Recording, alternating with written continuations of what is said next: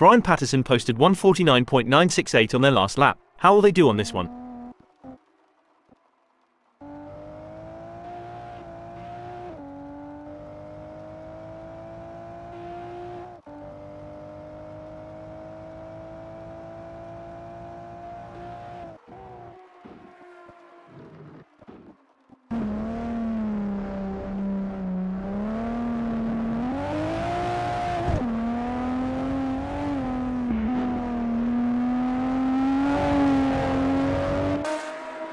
Martin Moll is on their practice out lap.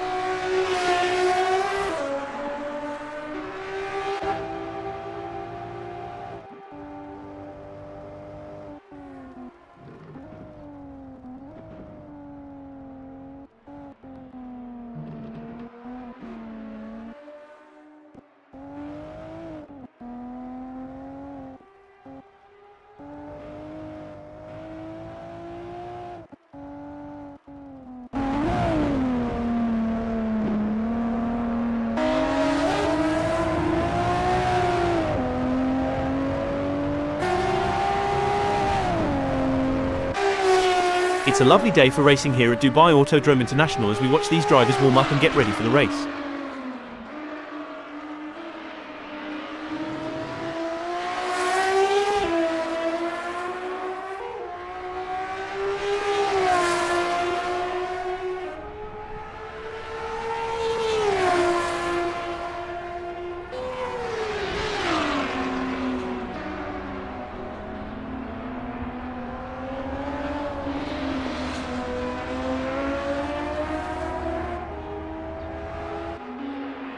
Rich Snape is on their practice out lap.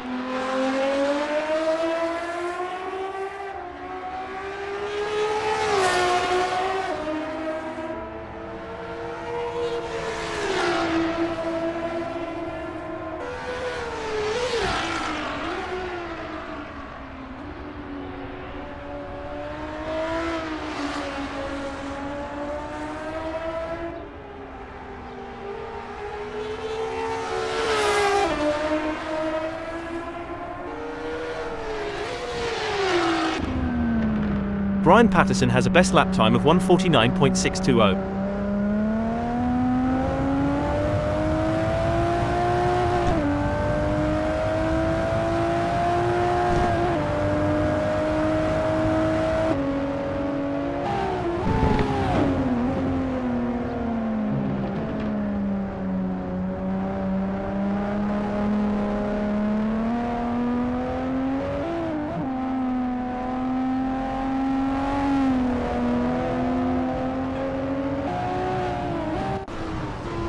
There are just over 50 minutes left in this practice session.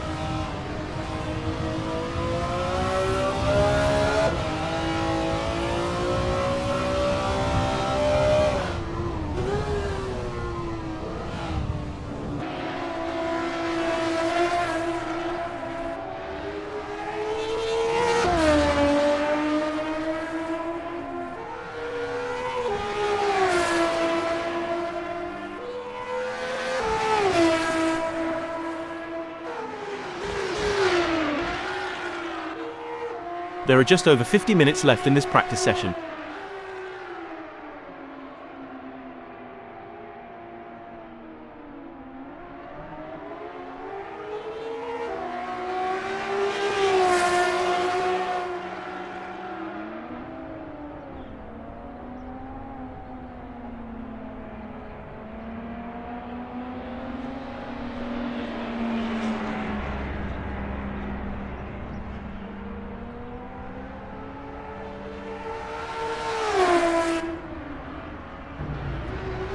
It's a lovely day for racing here at Dubai Autodrome International as we watch these drivers warm up and get ready for the race.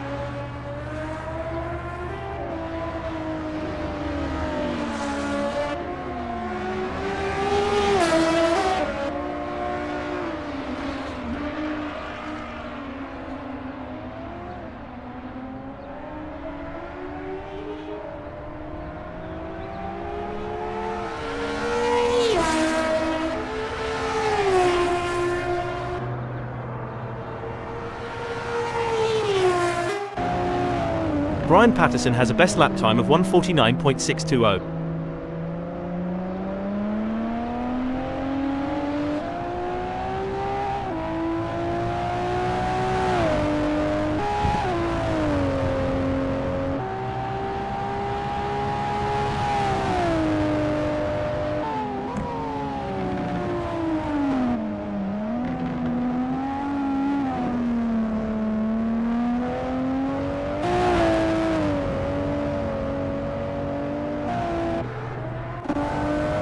With just 48 minutes left before we move to qualification, there is not long left for these drivers to finish their preparations.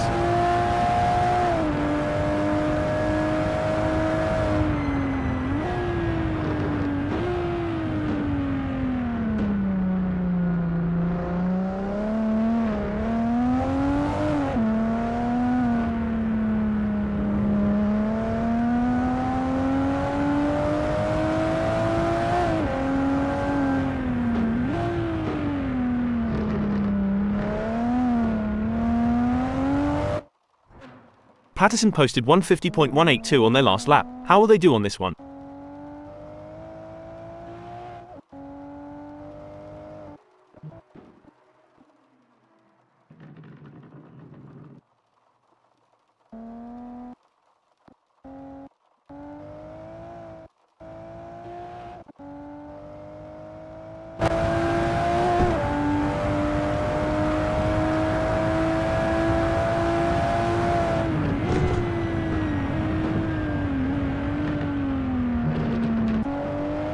Glenn Field has a best lap time of 1:50.855.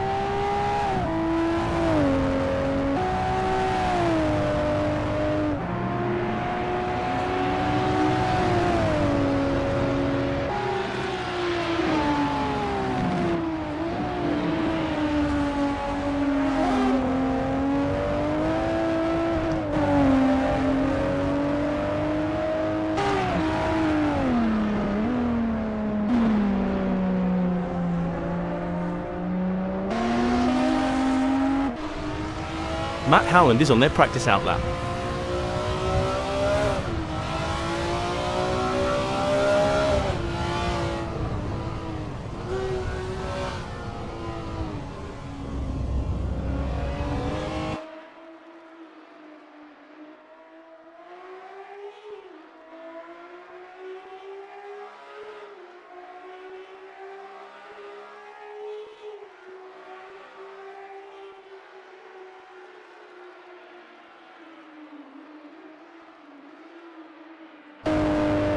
There are just over 45 minutes left in this practice session.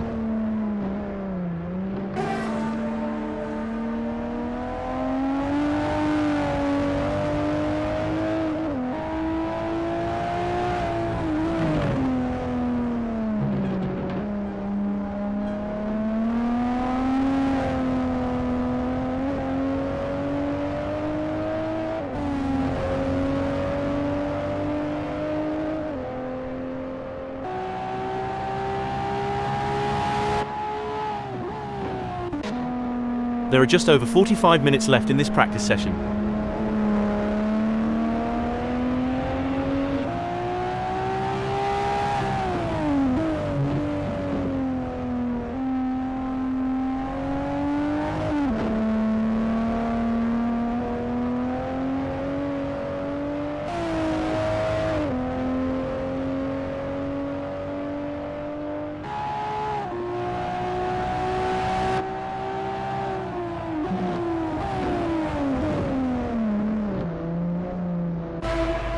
It's a lovely day for racing here at Dubai Autodrome International as we watch these drivers warm up and get ready for the race.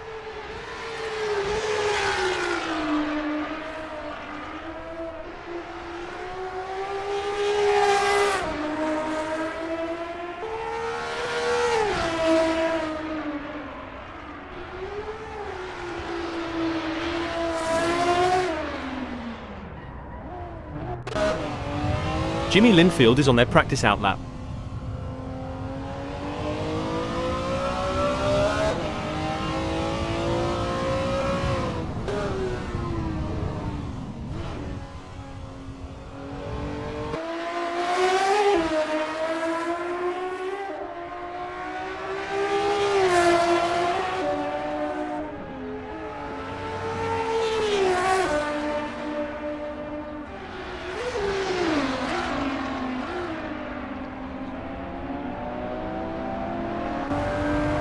It's a lovely day for racing here at Dubai Autodrome International as we watch these drivers warm up and get ready for the race.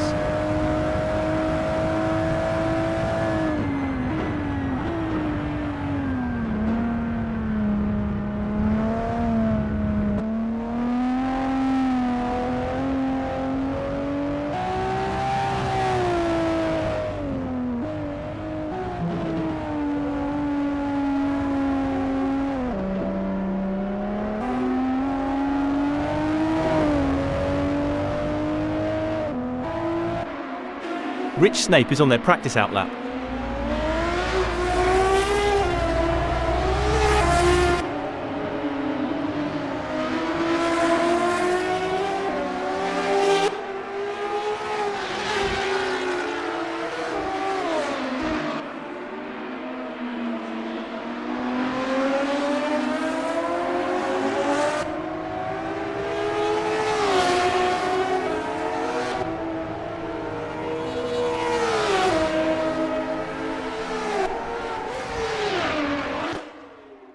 Glenn posted a 150.879 on their last lap. How will they do on this one?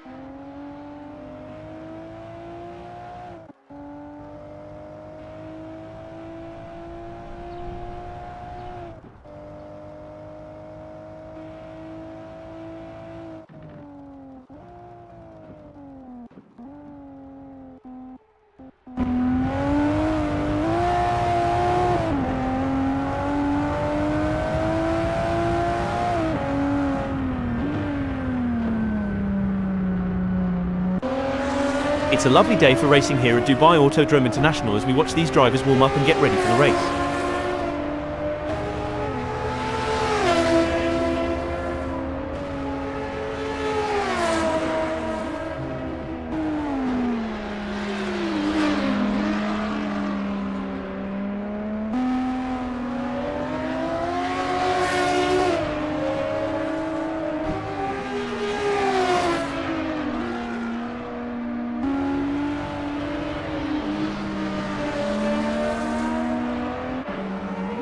Martin Moll has a best lap time of 1:49.927.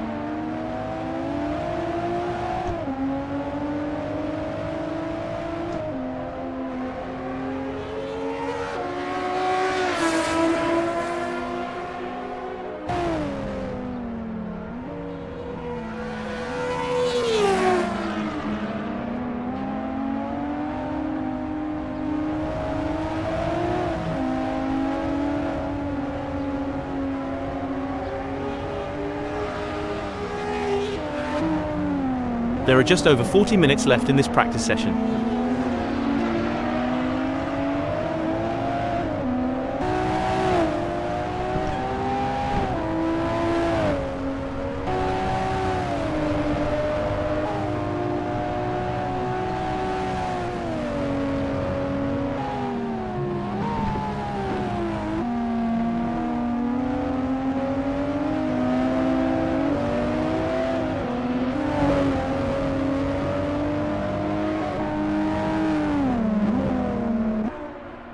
There are just over 40 minutes left in this practice session.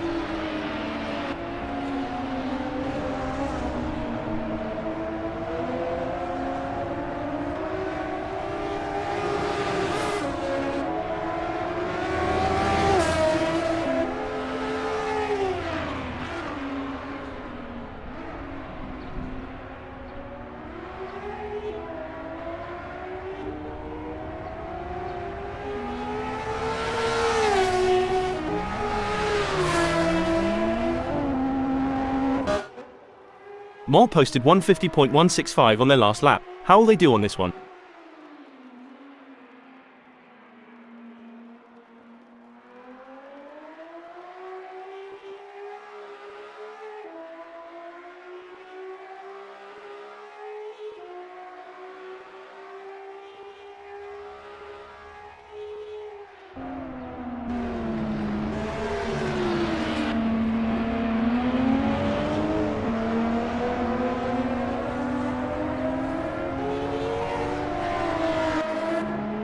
Howland is getting to grips with the BMW CSL in this practice session.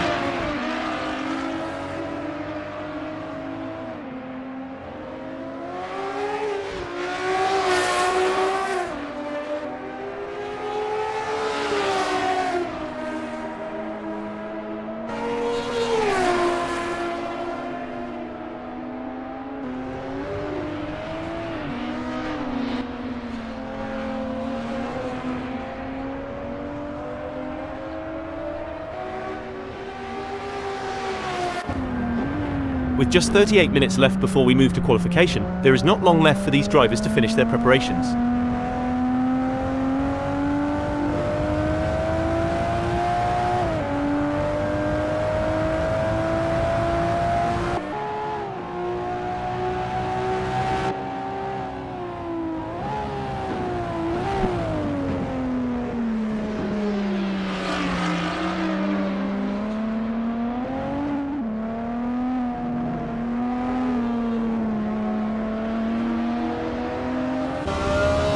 Mac McFarquhar is on their first practice flying lap.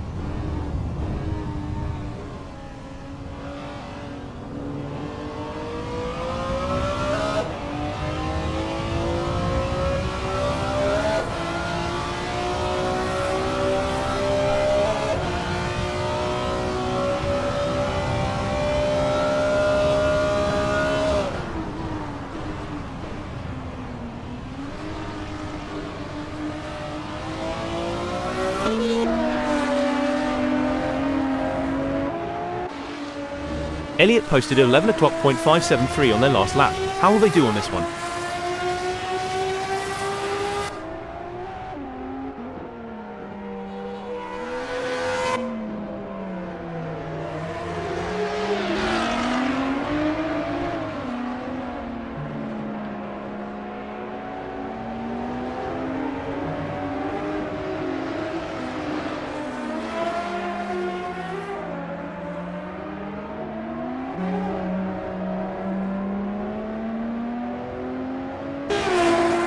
Linfield has a best lap time of 1:51.509.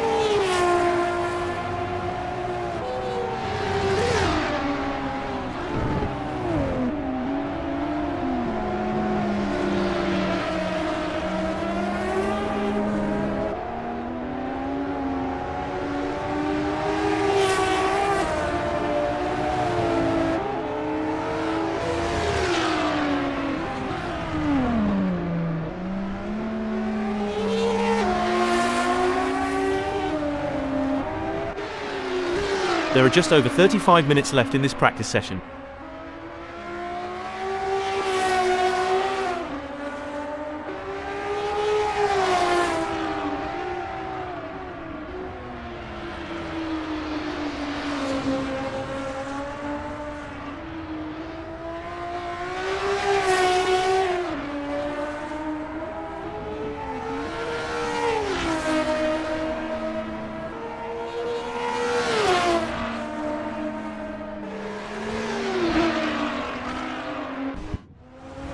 There are just over 35 minutes left in this practice session.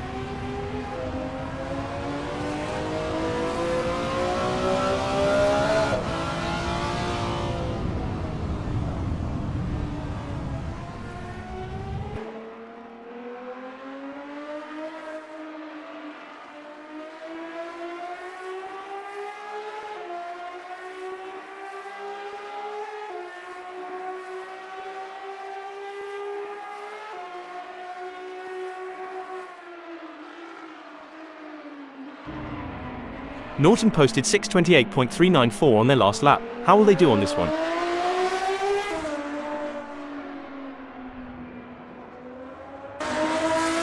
With just 34 minutes left before we move to qualification, there is not long left for these drivers to finish their preparations.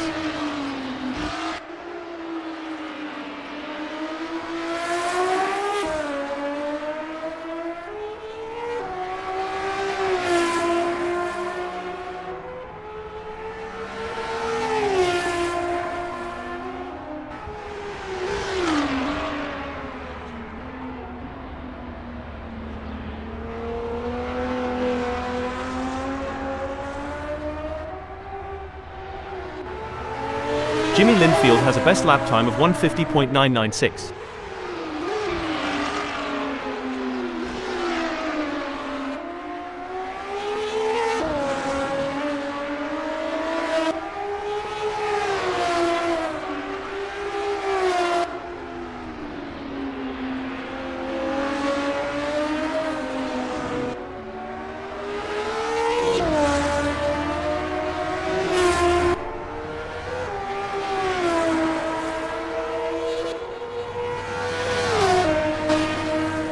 Elliott posted a 6:28.394 on their last lap. How will they do on this one?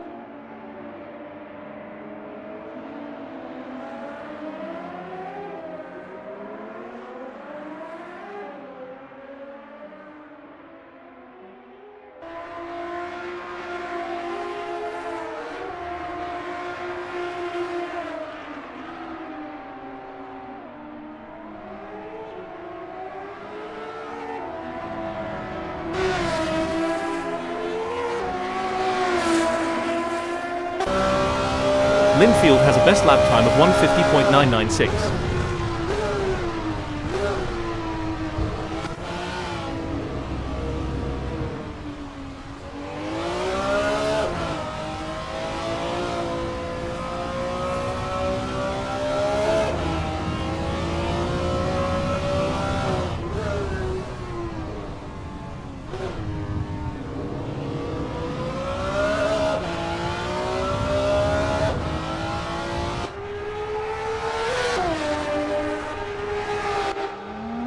Nigel Walters is on their first practice flying lap.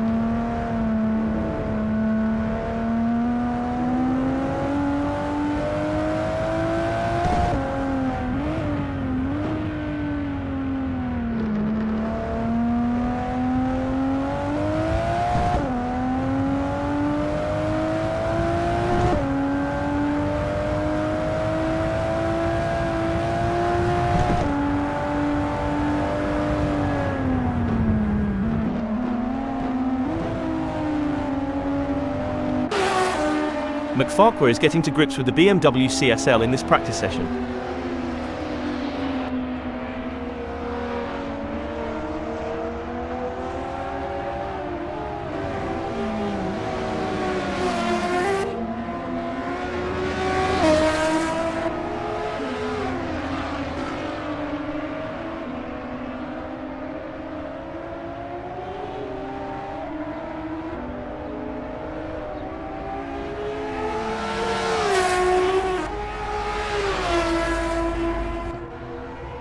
There are just over 30 minutes left in this practice session.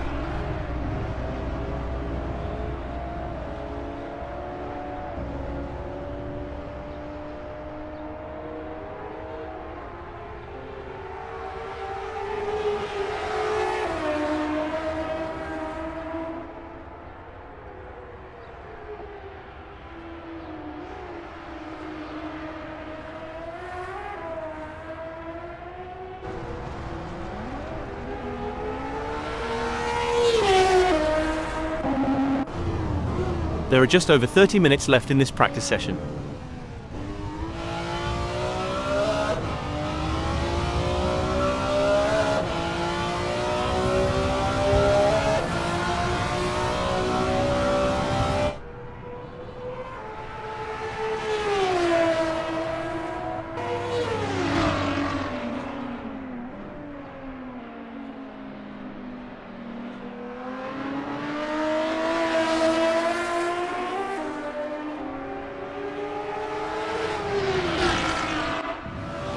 McFarquhar posted 1:50.579 on their last lap. How will they do on this one?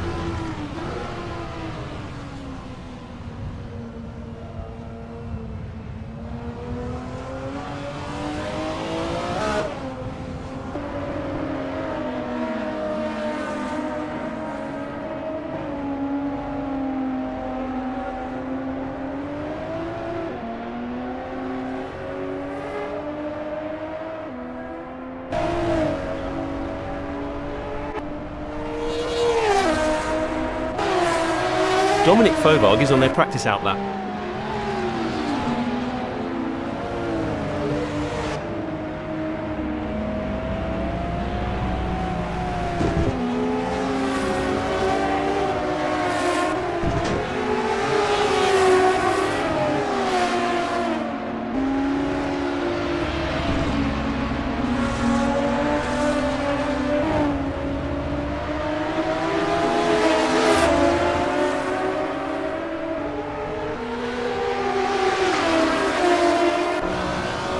Matt Howland has a best lap time of 1:54.206.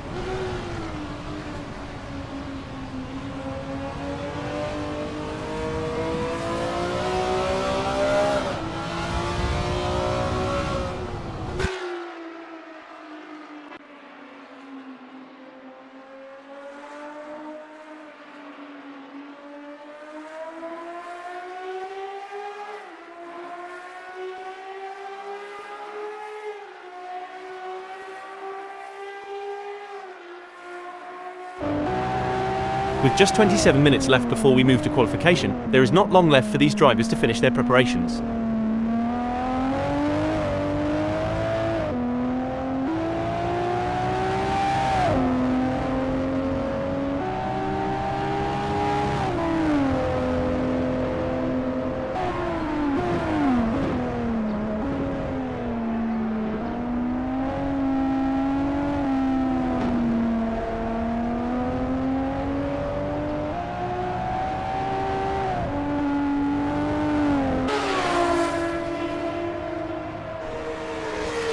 Matt posted a 7:27.808 on their last lap. How will they do on this one?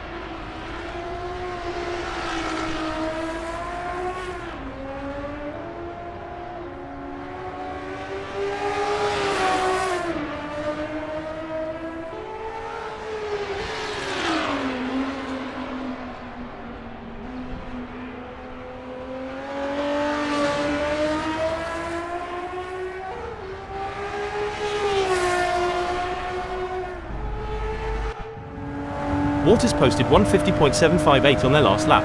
How will they do on this one? Rich Snape is on their first practice flying lap.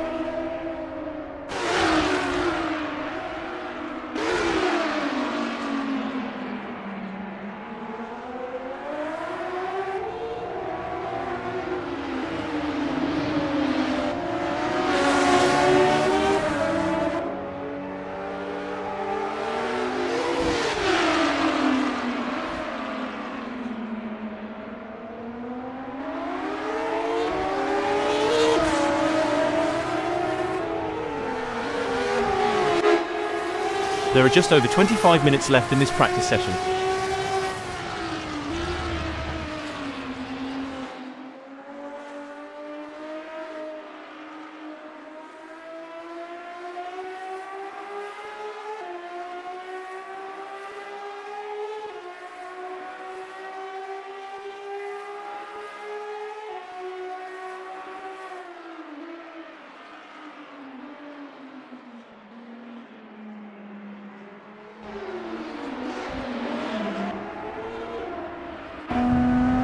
There are just over 25 minutes left in this practice session.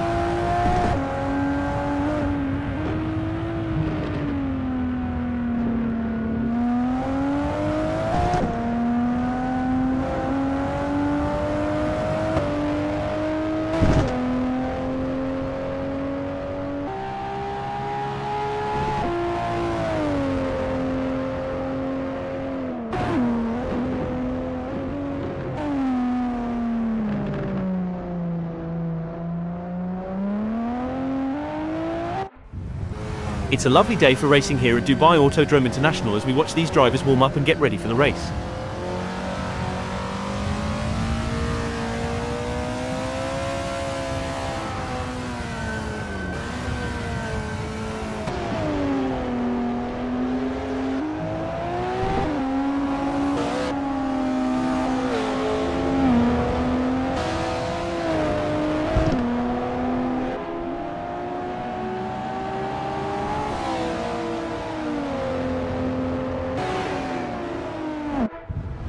Jimmy Linfield has a best lap time of 1:50.996.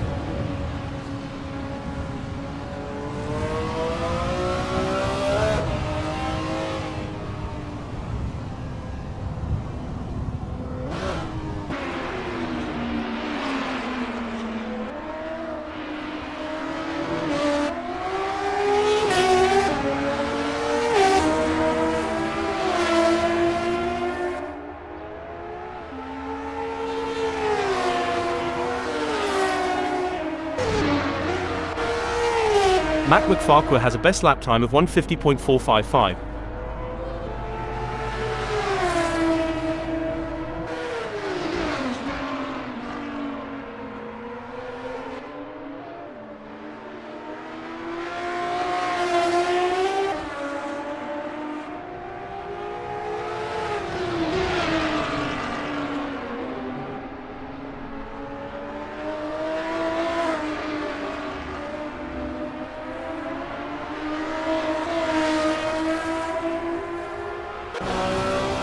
With just 22 minutes left before we move to qualification, there is not long left for these drivers to finish their preparations.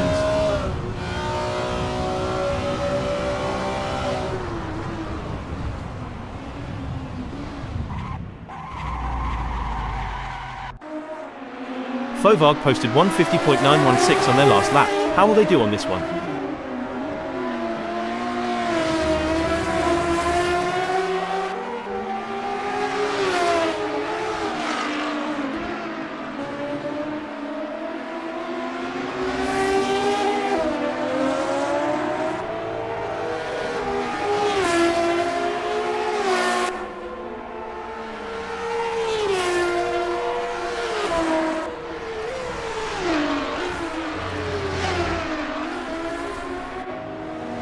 Darwin is getting to grips with the Ford Capri in this practice session.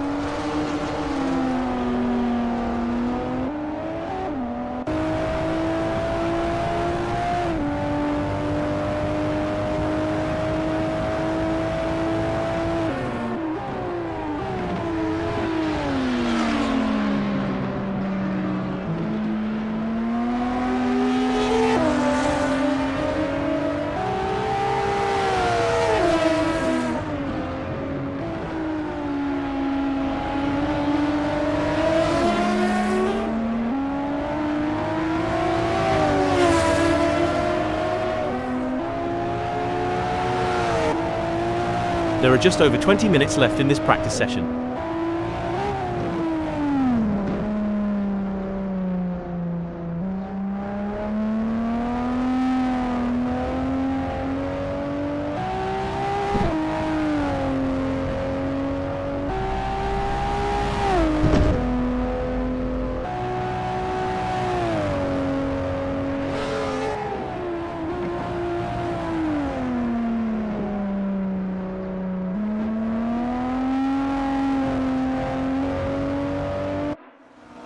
There are just over 20 minutes left in this practice session.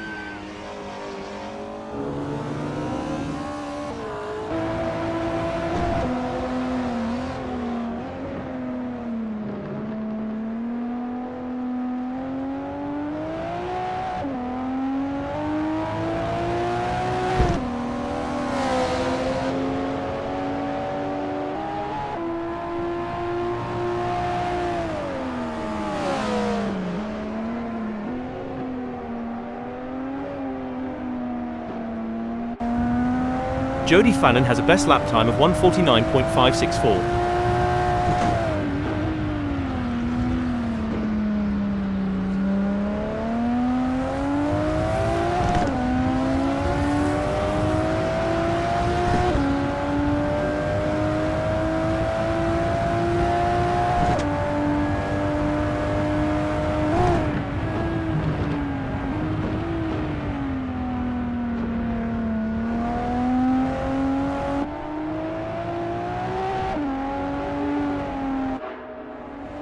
Nigel Walters has a best lap time of 1:52.398.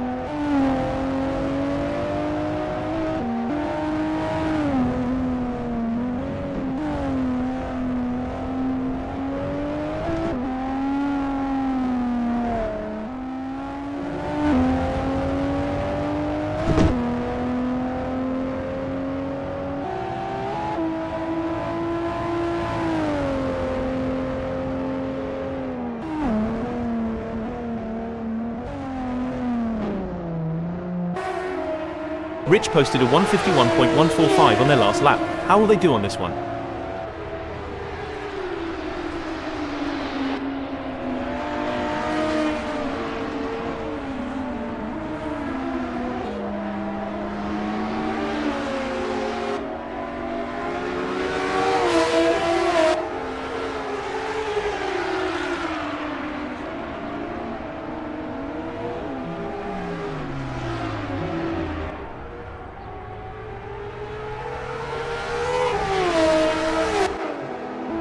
With just 17 minutes left before we move to qualification, there is not long left for these drivers to finish their preparations.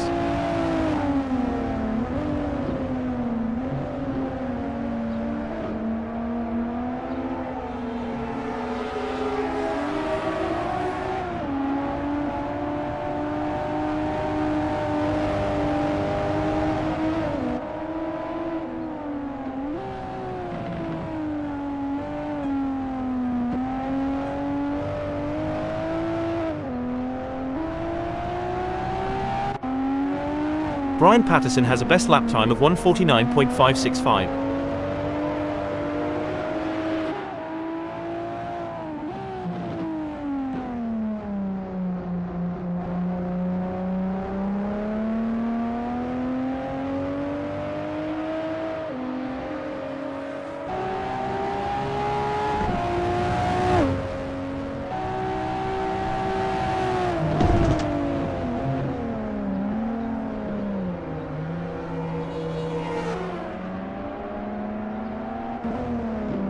Nigel posted 1:51.076 on their last lap. How will they do on this one?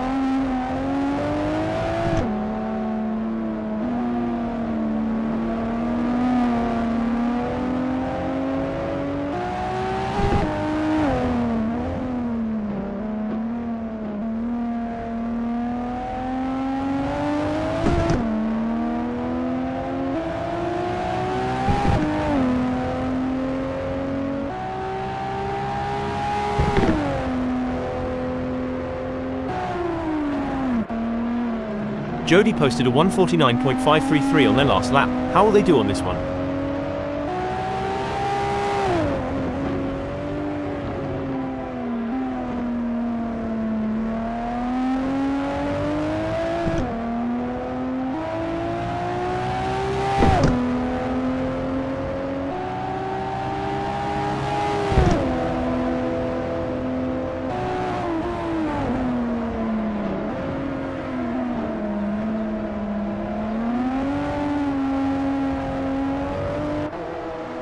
There are just over 15 minutes left in this practice session.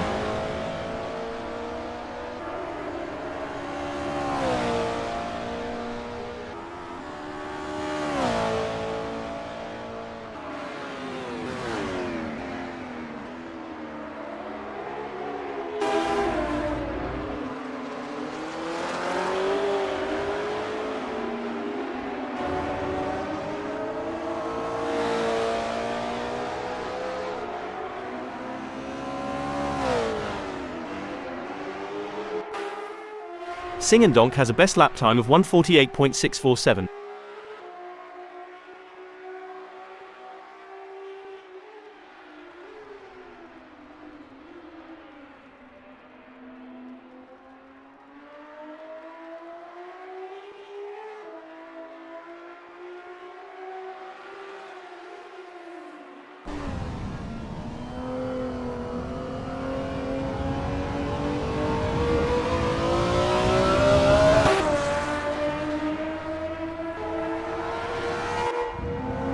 Glenfield has a best lap time of 1:49.417.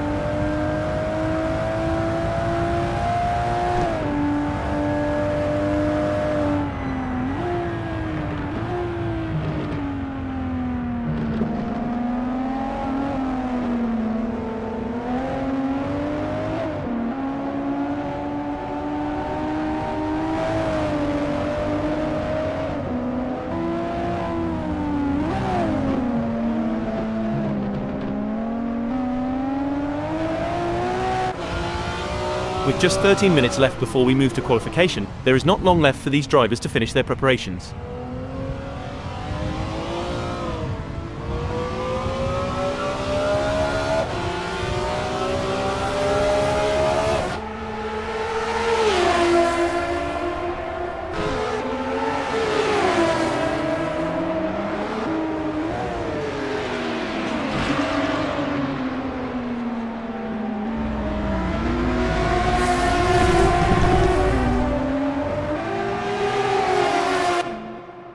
Dom posted 1:50.873 on their last lap. How will they do on this one?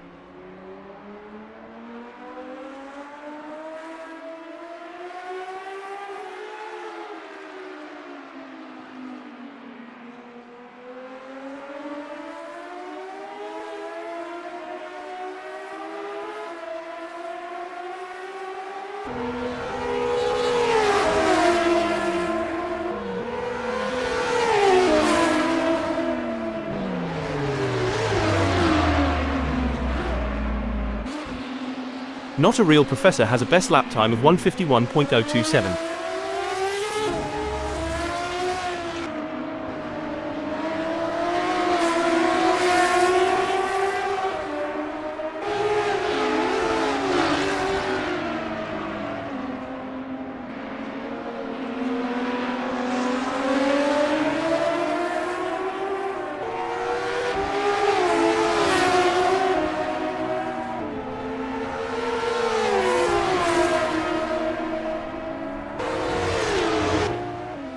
Nigel Walters has a best lap time of 1:51.076.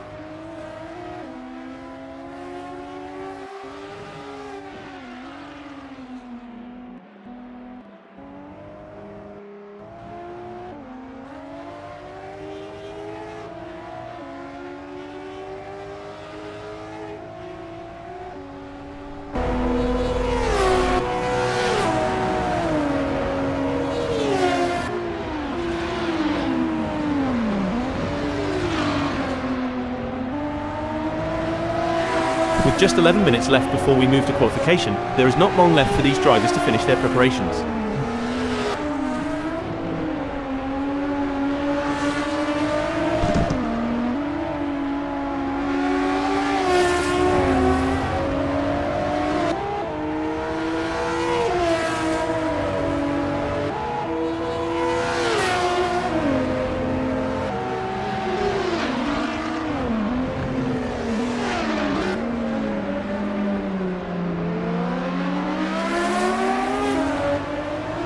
There are just over 10 minutes left in this practice session.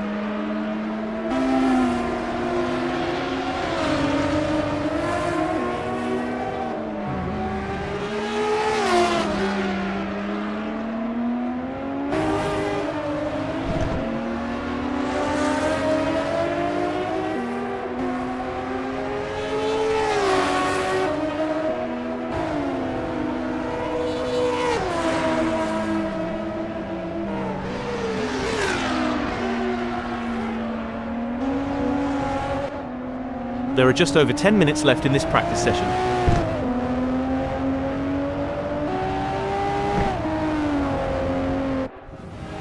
Elliott posted a 1:49.797 on their last lap. How will they do on this one?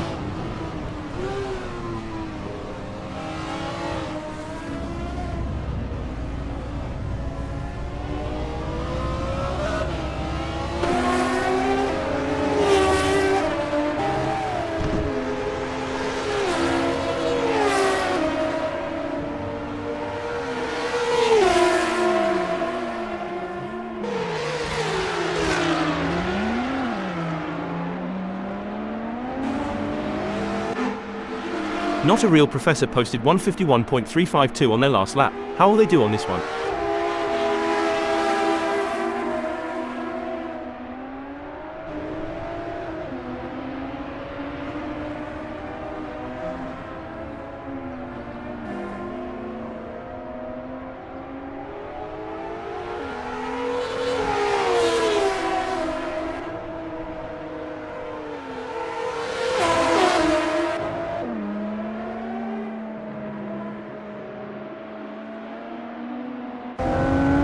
Nigel Walters has a best lap time of 1:51.076.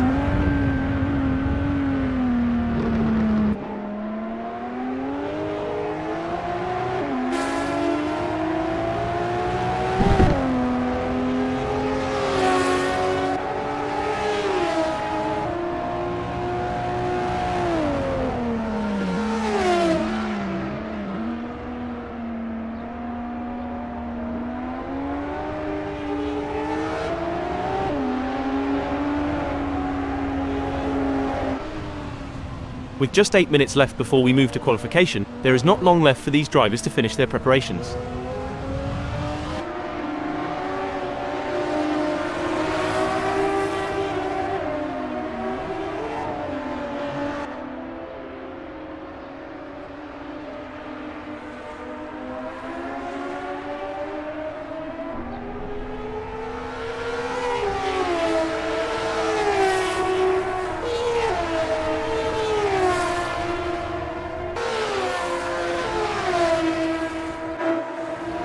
Brian Patterson has a best lap time of 1:49.565.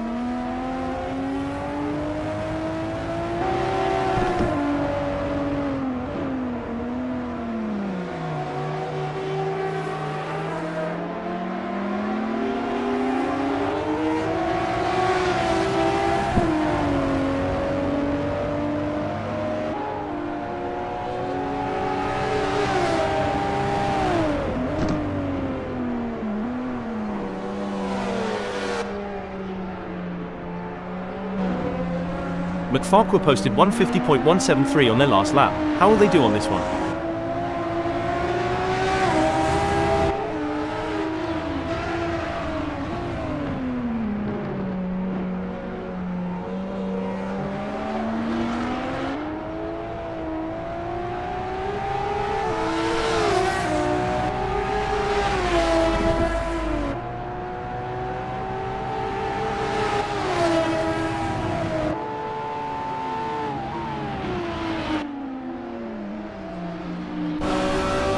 Howland has a best lap time of 1:52.470.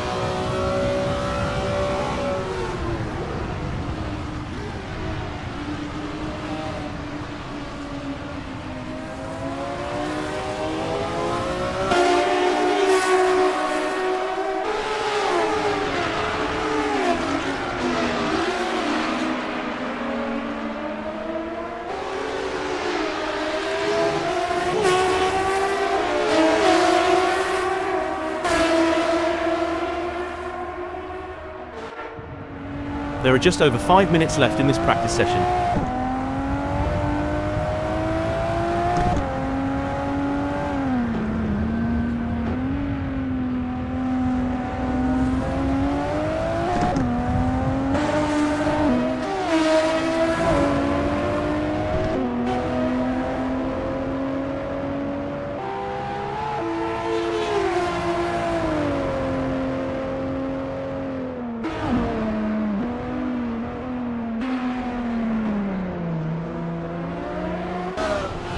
There are just over 5 minutes left in this practice session.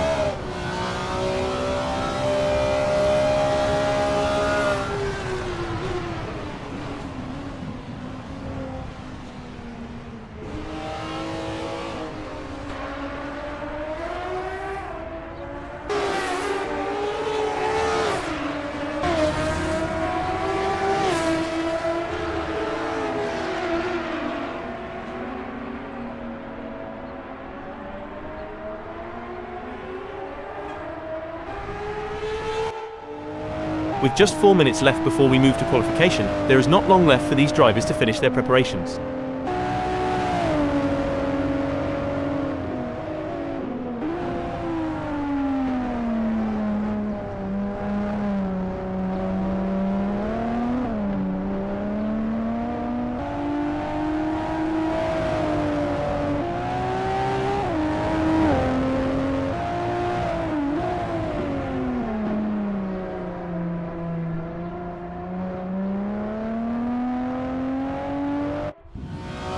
Marcus Singendonk has a best lap time of 1:49.531.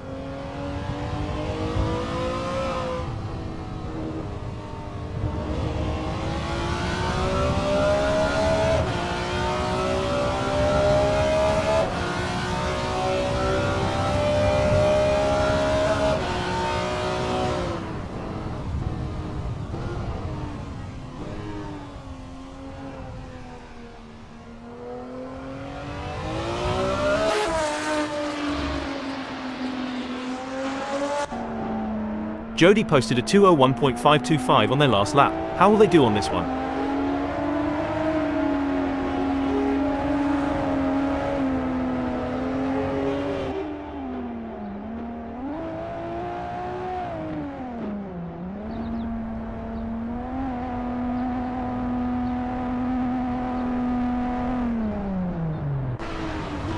Singendonk posted 3:37.955 on their last lap. How will they do on this one?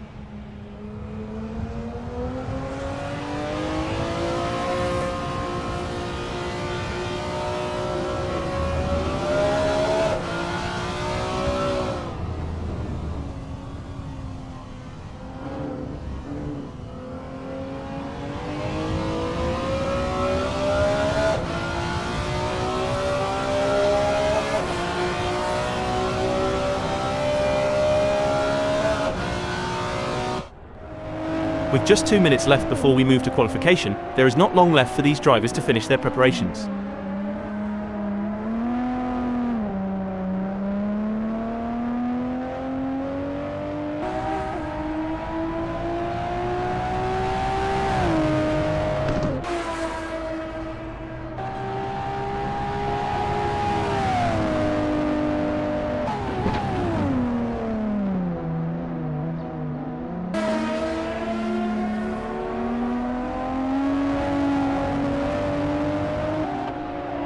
Fovag has a best lap time of 1:49.613.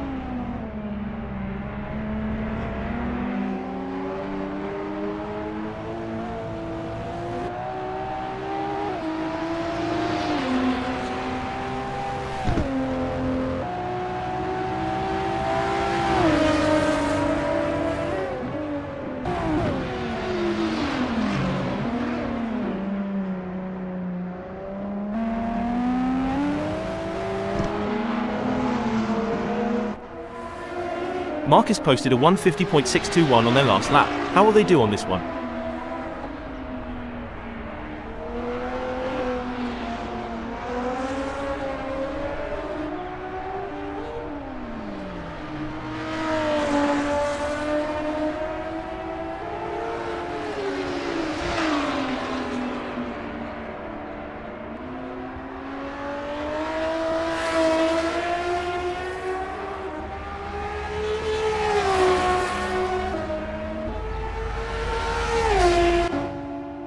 Patterson posted 1:49.728 on their last lap. How will they do on this one?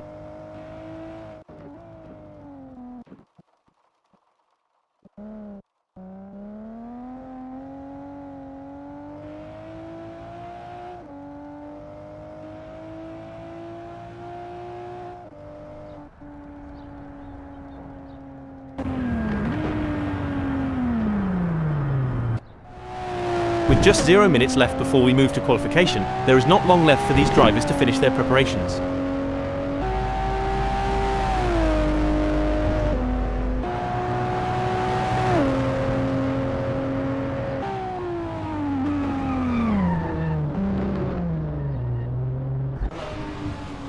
Rich Snape has a best lap time of 1:50.313.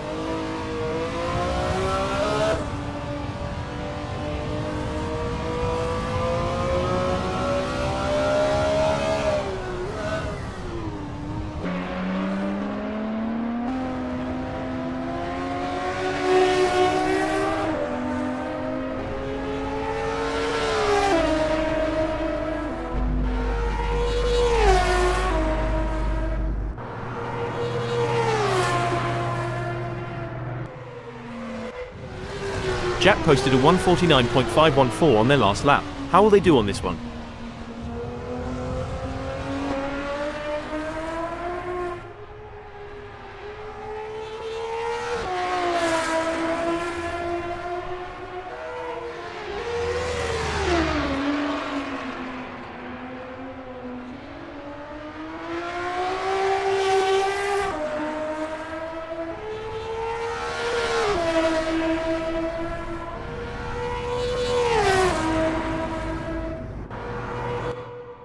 Marcus Singendonk has a best lap time of 1:49.531.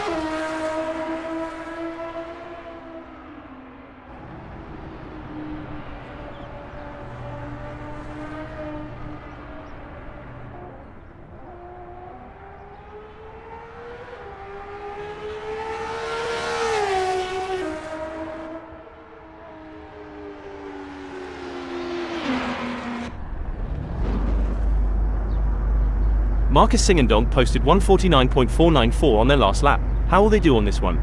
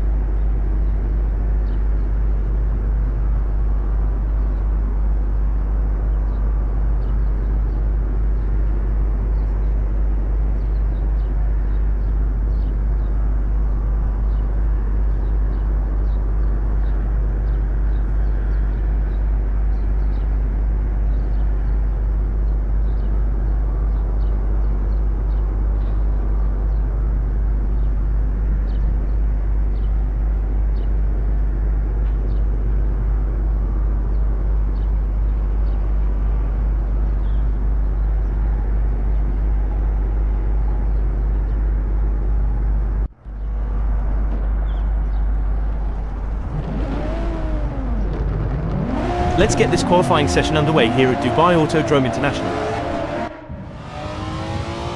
It's all about strategy in these early moments. Dominic Singendonk is taking their time to prepare for their qualifying run and get everything just right. It's a delicate balance between taking it easy and pushing hard. Let's see how Dominic Singendonk handles it.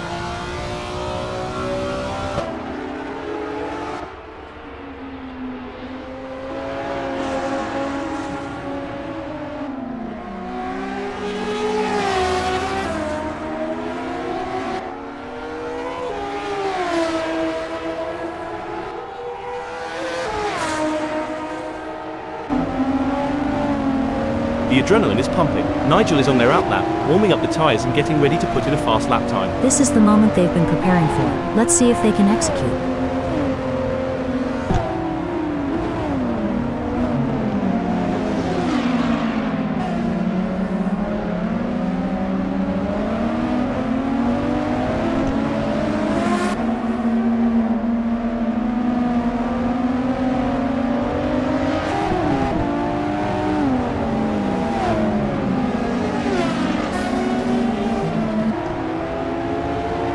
It looks like Astrop is getting ready to make their move. They're taking their time to warm up those tyres and get everything just right. It's all about finding that balance between staying calm and focused while also pushing the limits.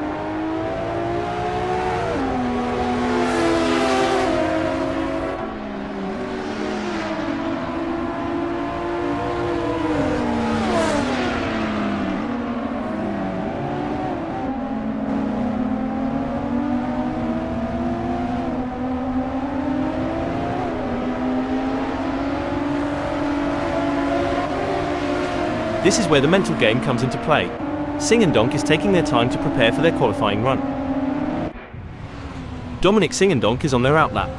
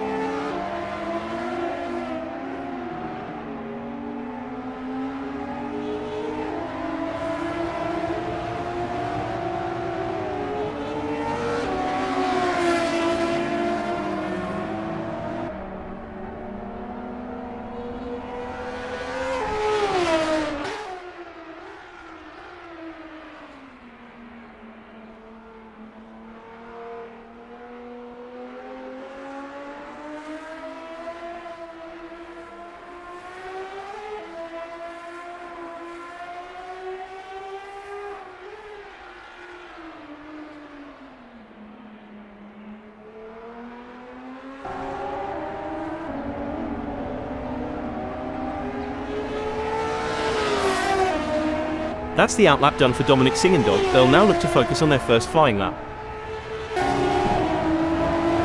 You can feel the tension building.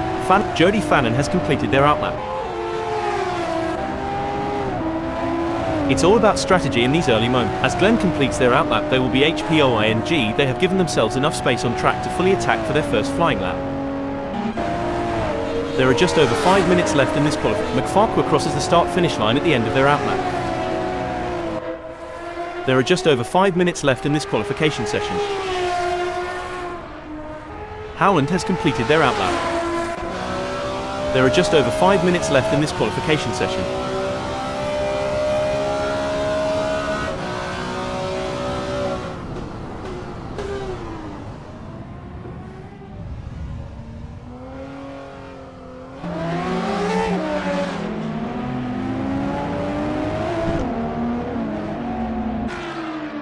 There are just over 5 minutes left in this qualification session.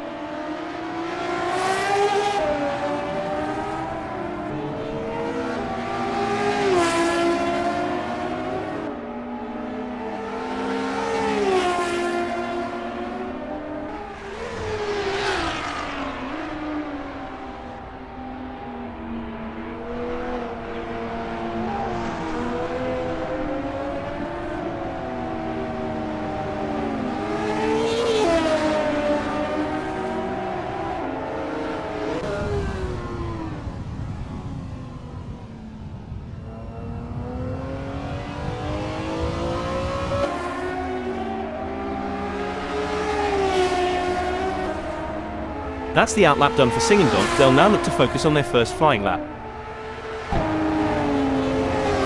Wow, look at Fanon. Fanon has completed their first flying lap in 1:49.239. It's all about precision and speed in qualifying, and DCB is nailing both. Yes, they are. It takes a special kind of driver to thrive under this kind of pressure. As Constable Berry completes their outlap, there will be HPOING. They have given themselves enough space on track to fully attack for their first flying lap. It's clear that Knockoff Nigel is on a mission in this qualifying session. They're pushing their car to the limit. Matt Howland has just completed a lap in 1:51.633. Let's see if they can improve on that time further. Dominic Singendonk is on their first flying lap.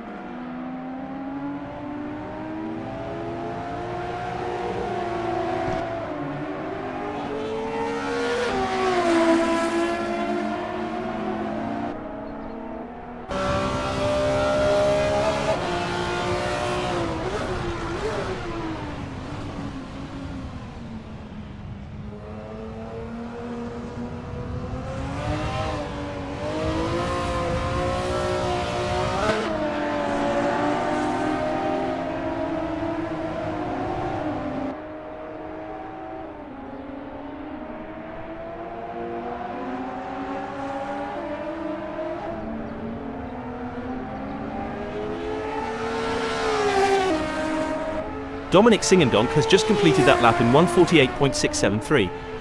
Their best lap so far is 1:48.673, putting them in P1. Will they be able to hold on to that spot?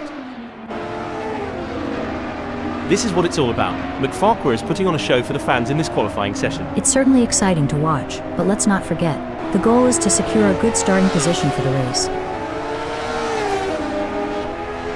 Matt McFarquhar has completed their first flying lap in 1:49.534. Woohoo! Howland is really turning up the heat out there. I'm getting goosebumps just watching them go. I don't know about you, but I think Darwin might have a secret rocket booster hidden in their car. They're just that fast.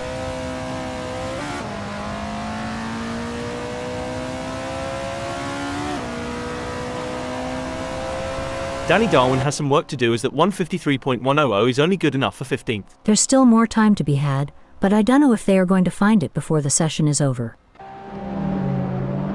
The pressure is on in this qualifying session, but Brian Patterson is rising to the occasion. They certainly are. This is shaping up to be a great performance by Patterson.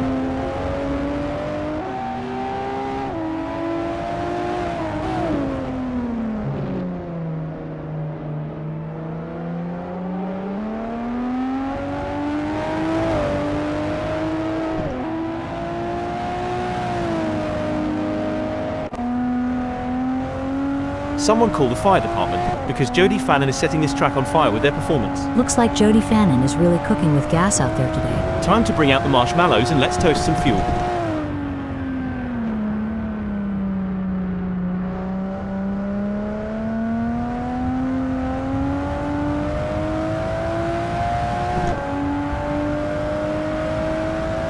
Jody Fannin will be happy, having put themselves into second in this qualifying session. Disappointing performance from Patterson in this qualifying session.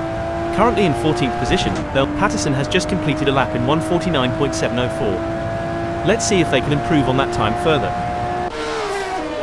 Incredible drive by Elliot Norton so far, earning. Elliot Norton has just completed that lap in 1:49.477. Their best lap so far is 1:49.579, putting them in P6. Will they be able to hold on to that spot? A challenging session for Dominic Fauvargue so far. They're currently in 12th position, which is not where they wanted to be. But in motorsport, we've seen remarkable comebacks, and they'll be hoping to turn their fortunes around and secure a better result.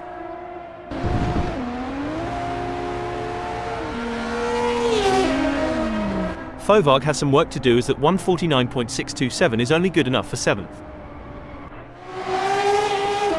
It's an impressive showing by Dominic Singendonk, currently in second. They've showcased their talent, but will they be able to find those crucial extra tenths of a second to climb higher? You're absolutely right, Hal. Dominic's current position of second reflects their strong qualifying performance. Now they'll need to strategize and capitalize on this starting position. A solid qualifying performance by Patterson, positioning them in 8th at the moment. The question now is whether they can make further progress and challenge the frontrunners. Dominic Singendonk has positioned themselves well in 2nd during qualifying. The challenge now is to assess their competitors and strategize how to move up the order for a better race start. Couldn't agree more, Hal. Dominic Singendonk has positioned themselves impressively in 2nd. Now they need to build on this foundation and strive for an even better race result. Dominic Singendonk will be happy having put themselves into 2nd in this qualifying session. Patterson has secured a respectable 8th in the qualifying session. Can they capitalize on this position and use it as a launching pad for a stronger race performance? You're spot on, Hal. Brian Paterson's current position of 8th is a testament to their skills and Patterson has some work to do, as that 149.682 is only good enough for 8th. It hasn't been the best qualifying session for Nigel so far. They find themselves in 13th position, which is not where they had hoped to be. However, there's still time left on the clock, and they have the opportunity to make improvements. You're absolutely right, Hal. Nigel is currently facing a challenging situation, but they have the skills and experience to tackle it head-on. Nigel Walters has completed their first flying lap in 150.770.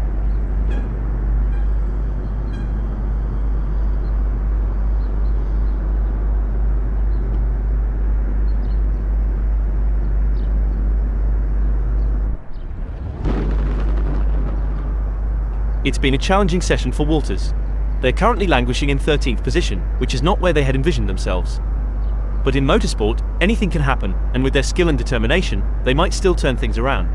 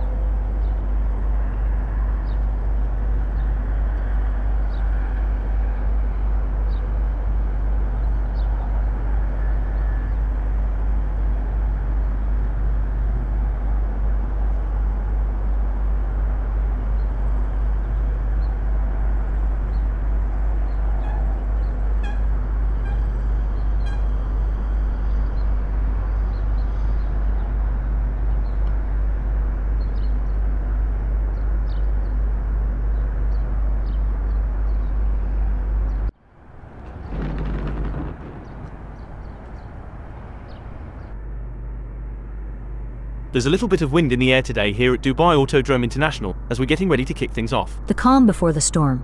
I don't know about you, Hal, but I can't wait to see who comes out on top of this one.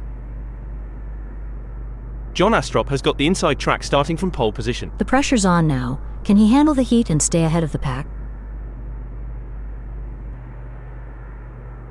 On the second grid slot, we have Dominic Singendonk. The Dutch driver will be focused on a good result from here.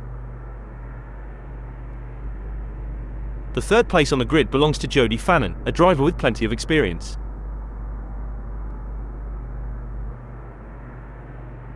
Martin Moll has qualified fourth. Another good start for the Dutch driver. It's Matt McFarquhar, sitting comfortably in fifth. Elliot Norton is going to be starting from sixth. They've got the heart of a lion, and they won't back down from a challenge. Dominic Fovag is seventh. In the middle of the pack, we have Brian Patterson starting from the 8th position on the grid. Patterson is going to show us something special, I'm sure of it. The 9th starting position belongs to Jimmy Linfield, who will be looking to make up ground early on.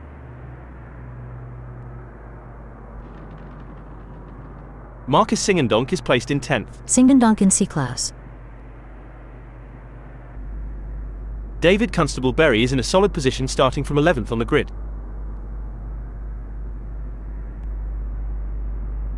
Glenn Field will need to be on top of the game starting from 12th on the grid. Field won't be too disappointed with 12th. Nigel Walters has some work to do from 13th on the grid, but they're not out of the race yet. The British driver will want to show what they're made of today.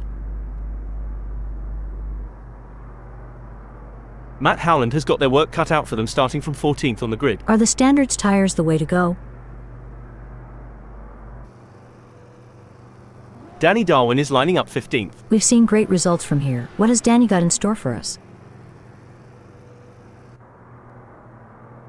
On the 16th grid slot, we have Rich Snape. We've seen better from the British driver.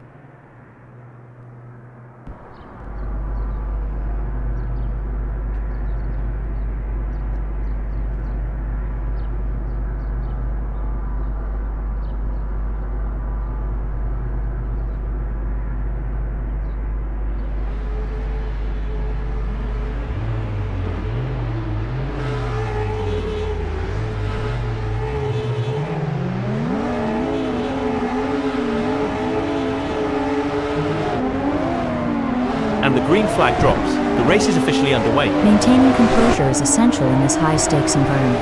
The ability to react and adapt will be the key to success. This is going to be one hell of a race. I can already feel it. I'm looking forward to burning some rubber here, Hal.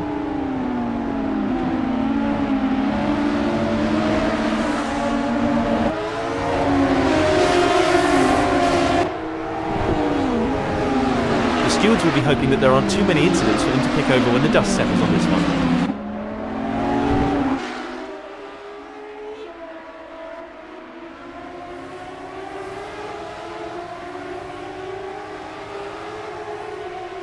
Norton has got off to a great early start, already gaining places. Got to be pleased with that start, Sky, all things considered.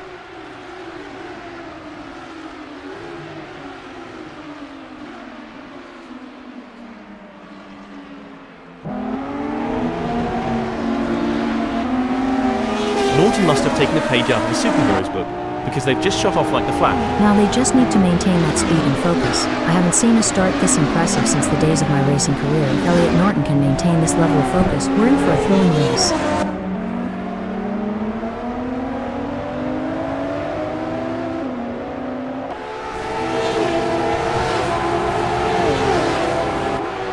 I can't wait to see how this race will play out.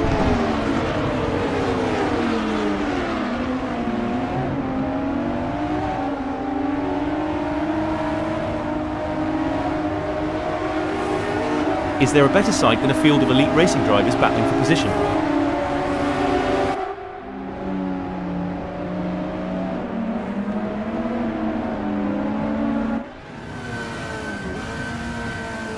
It's a steady race for Danny Darwin so far. They haven't made any mistakes, and they are maintaining their focus. It's a marathon, not a sprint.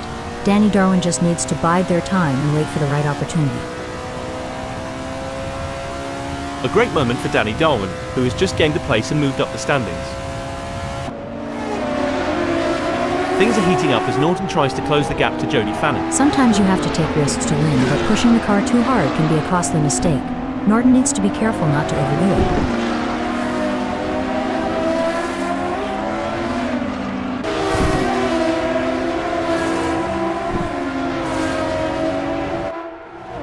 It's been a solid race so far for Norton. They're holding their position and keeping a steady pace.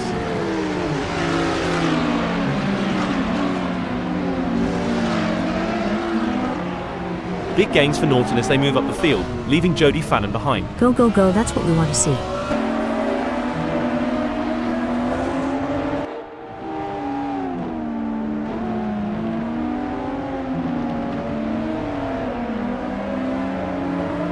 It looks like Dominic Singendonk is making a move. The gap to Elliot Norton is now down to 0.1 seconds.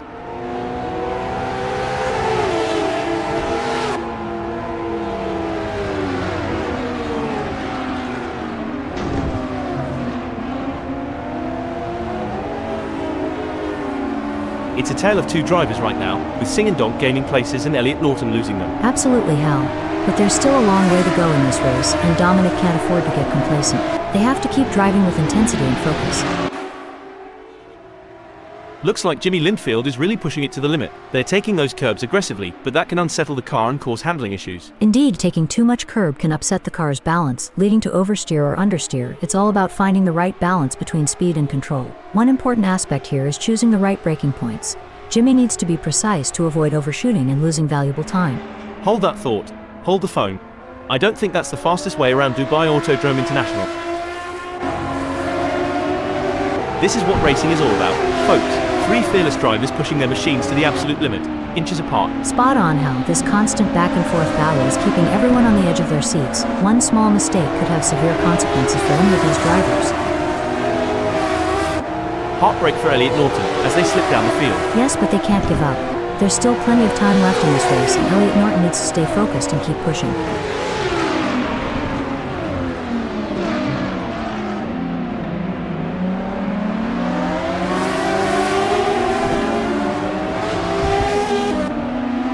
Moll seems to be putting the pressure on Norton. And they are poised to capitalize on any mistake. But who's going to make that mistake first? A brilliant maneuver from Moll, who has just moved up the field. Disappointing for Martin Moll, they now find themselves in fifth. Definitely. But Martin Moll is a skilled driver, and they have what it takes to fight back and regain that position. The pressure is on for Singendonk as they try to catch up to Jody Fannin.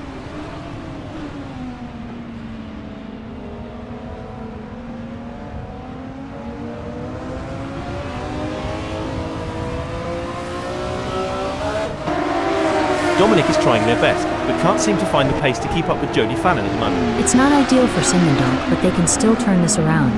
They need to focus on their own driving and not let the gap get any bigger.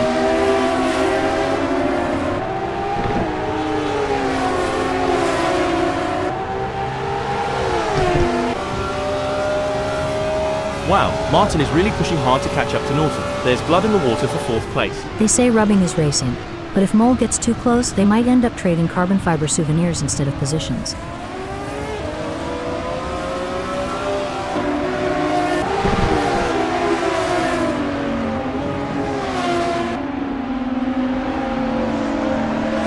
It's not looking good for Martin Moll. They're still behind Elliot Norton and the gap is increasing. They're going to need to dig a bit deeper to turn this around. This is a frustrating situation for Martin Moll, but they can't give up just yet. They need to keep pushing and hope for a mistake from Elliot Norton. Knockoff Nigel has the pedal to the metal chasing Matt Howland.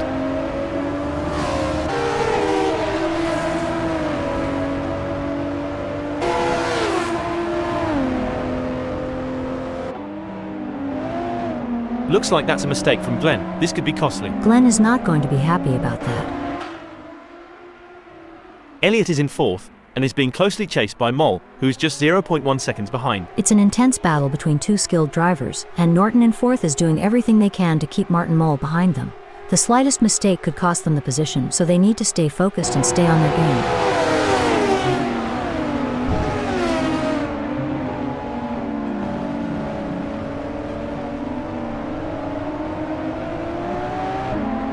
some great driving from Elliott, who has increased their lead over Mol and is starting to put some distance between them. You can feel the tension. Hold on a moment. Superb driving from Elliott, who with that overtake has gained a position in the race. You can't argue with results like that. Norton is really making their mark on this race. The battle for 3 is heating up as Martin Mol tries to catch Elliott Norton in P3.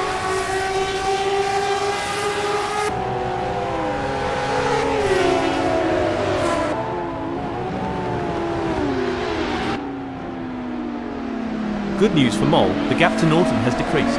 It's now down to 0.3 seconds.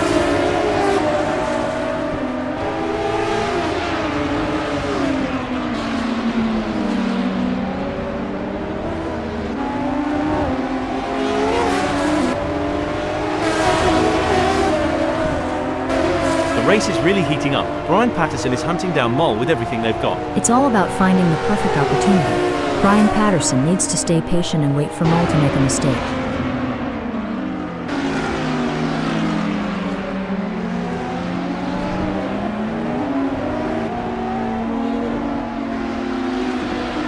The gap between Brian and Martin Mol is widening. It's now up to 0.4 seconds.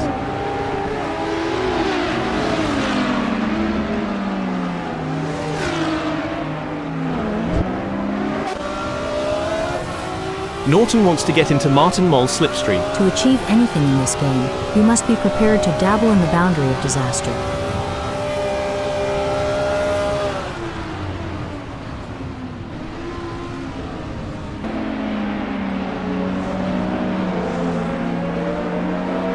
The best laid plans of mice and men are sky, but it's certainly not going to plan for Norton right now as they're struggling to keep up with Martin Mol. This is a tough situation for Norton. They need to find a way to pick up some speed and close that gap.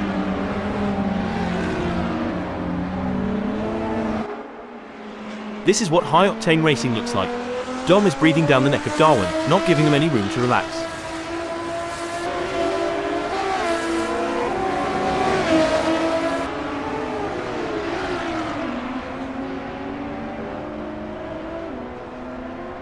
Oh, things are getting intense for Fovard.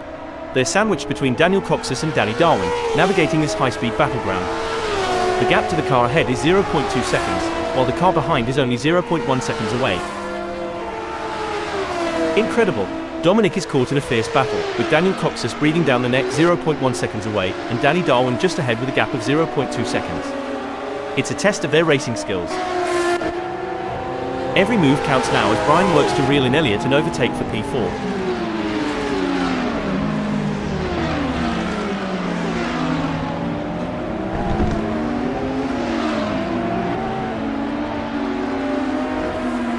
It's not going to plan for Brian Patterson. They're still behind Elliott Norton and the gap is increasing.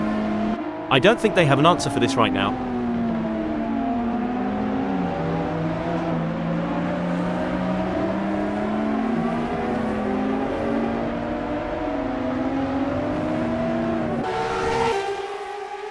It's a game of cat and mouse out there, with Mac trying to find the perfect opportunity to make a move on Brian Patterson.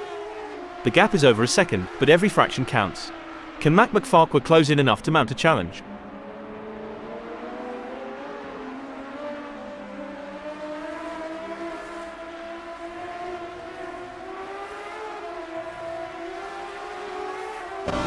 The gap between Mac McFarquhar and Patterson is getting smaller. This is where the pressure really starts to build. Both drivers will need to stay calm and focused if they want to come out on top.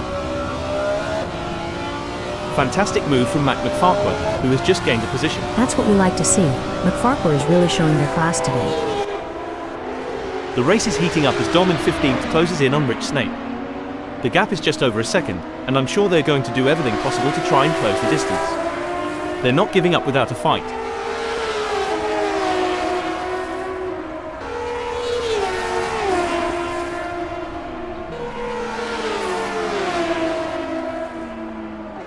It's game on now. Fovard has closed the gap to Snape. It's now down to 0.7 seconds.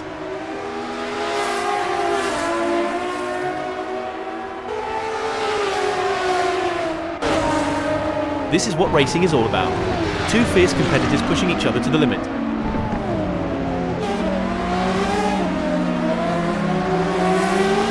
Great driving from Mac McFarquhar, who has just gained a place and moved up to braking update.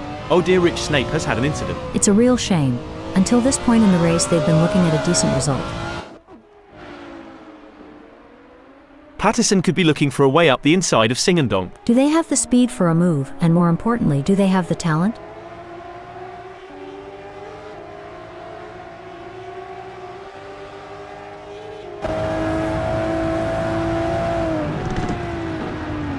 The gap between Patterson and Singendonk is growing.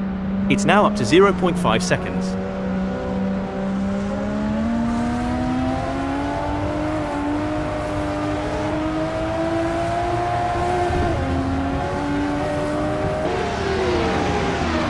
This is going to be a nail-biter. Singendonk is defending for their life, but Patterson is right there. Can they do it? Surely they've got enough in the tank to pull away. Gonna be interesting to watch this battle unfold.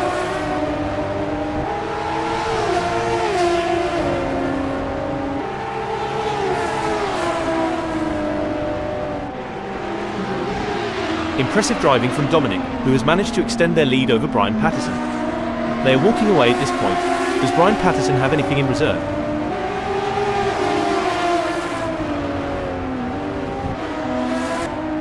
It's a battle of wills out there, with Martin Moll trying to outsmart and outmaneuver Jody Fannin. The gap is slowly closing, but time is running out. Will we see a dramatic finish to this race?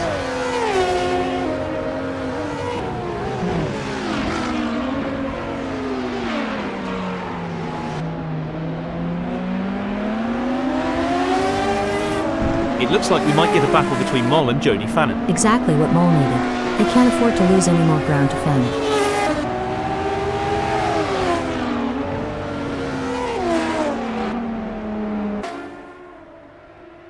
Oh, this is getting intense. Mac McFarquhar is just a few car lengths behind Dominic Singendonk. The gap is 0.3 seconds now.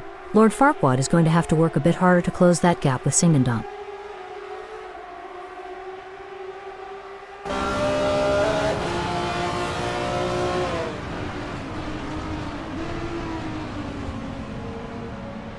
Mac McFarquhar is trying their best, but can't seem to find the pace to keep up with Singendonk at the moment. This is where the mental toughness of Mac comes into play. They need to stay focused and keep pushing, even when things aren't going their way. Let's talk about tyre degradation. Sky, how does it affect the car's handling and what do drivers need to do to adapt to the changing conditions? Tire degradation can significantly impact handling now. As the tires wear, the grip reduces and drivers need to adjust their braking points, cornering speeds and throttle application to maintain control of the car. Patterson is giving it their all as they chase down Lord Farquaad in P6.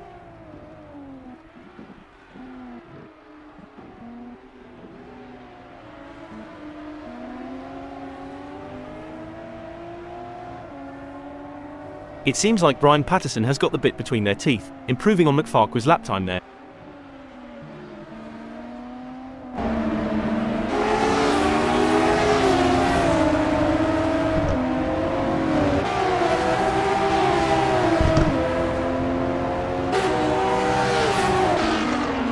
Look at that, Martin is hot on the tail of Fannin.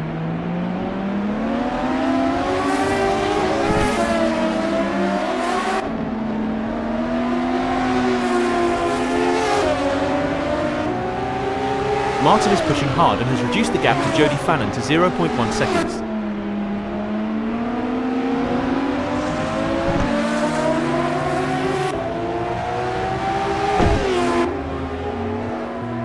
Now I may be wrong here, but I'm not sure that's the racing line. Did the wind contribute to that? It's blowing at 12 kph out there right now.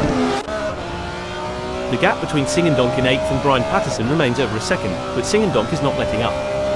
They're pushing hard and looking for any opportunity to close that gap up. Can they pull it back in the remaining 13 minutes?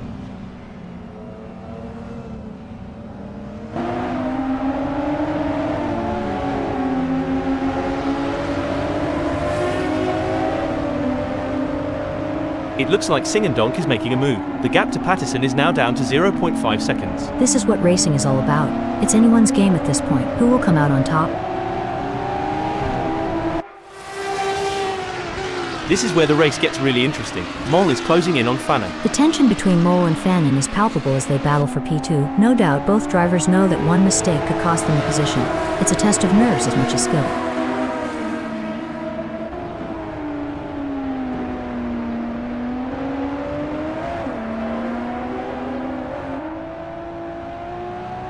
Mol is not able to keep their pace consistent. So far they're 0.31 seconds down. Well, it looks like we have a bit of a traffic jam on the track. It's like rush hour out there. I mean, I know we're in a race, but can't we all just get along? Ha ha, I don't think that's how it works. These drivers are here to win, and they'll do whatever it takes to get ahead. I guess you're right. But wouldn't it be great if they all just stopped for a cup of tea and a chat? We could have a lovely little race reunion. It's a classic case of chasing down the car ahead for Elliot Norton, who is currently in P4, but Martin Mol is not making it easy, and the gap remains over a second. This will require some expert driving from Elliot Norton. This is where experience comes into play. Martin Mol has been in this position before and knows how to defend their position. But Elliot Norton is hungry for success and won't give up easily. Will we see a clash of the Titans?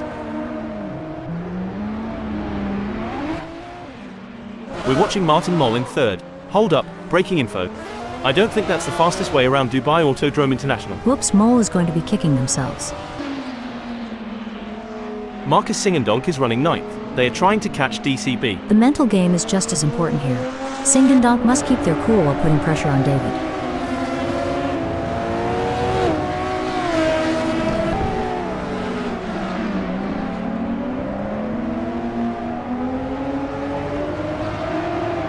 It's not looking good for Singendonk. They're still behind David and the gap is increasing. They're gonna need to dig a bit deeper to turn this around. Can they get it together and reduce the gap?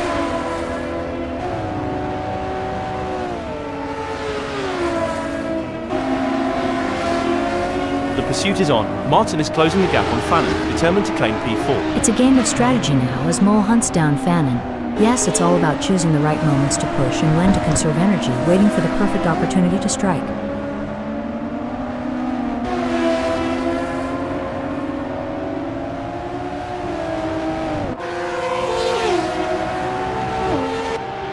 The gap between Mol and Fannin is widening. It's now up to 0.6 seconds.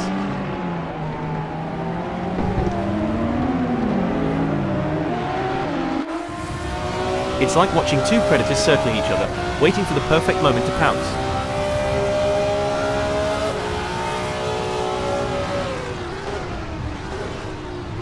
What a move. Fovag has moved up to 13th. Amazing stuff. Focus and precision, what it's all about. The drivers are showing their mettle today. It's a privilege to witness their skill on this challenging track. The stakes have never been higher. This is a battle of skill and nerves. That's right. These drivers are really pushing themselves to the limit, and it's incredible to see the level of focus and determination they're bringing to the track. Absolutely.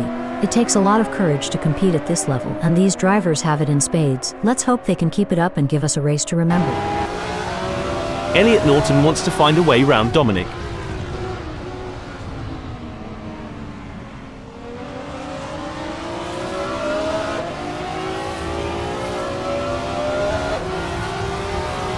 The best laid plans of mice and men are sky, but it's certainly not going to plan for Elliot Norton right now as they're struggling to keep up with Singendonk.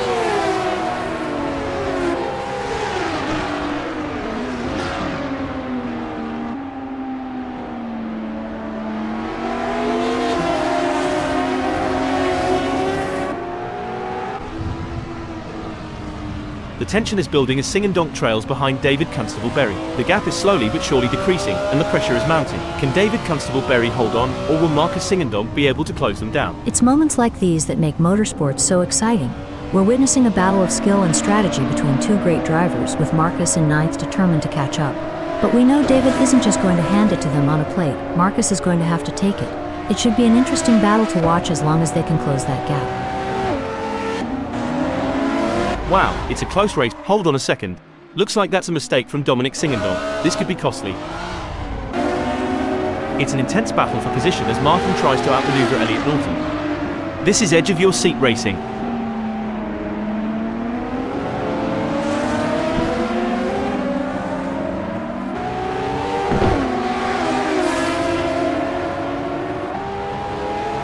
It seems like Mol is struggling. They're not able to maintain their pace. Can Martin Mol refocus and start putting in the lap times we know they are capable of?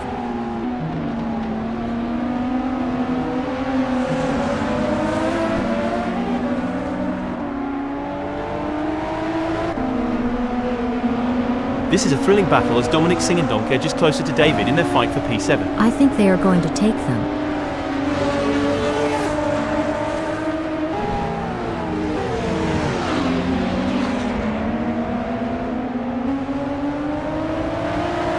Singendonk has just put in a faster lap than Constable Berry, so that's going to give them something to worry about.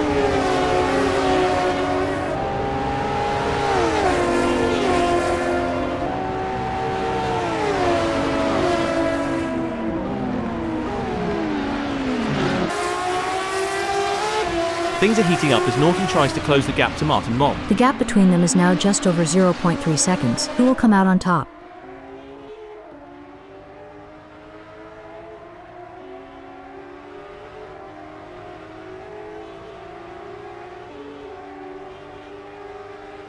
It's not going to plan for Norton. They're still behind Martin Moll and the gap is increasing. I don't think they have an answer for this right now. It's not over yet, but Elliot Norton needs to get a move on if they want to catch up to Moll.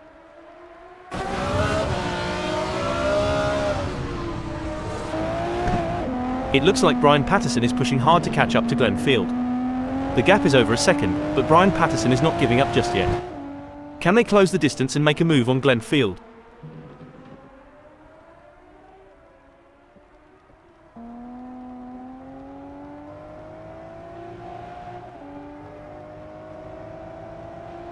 The gap between Patterson and Glenn is growing.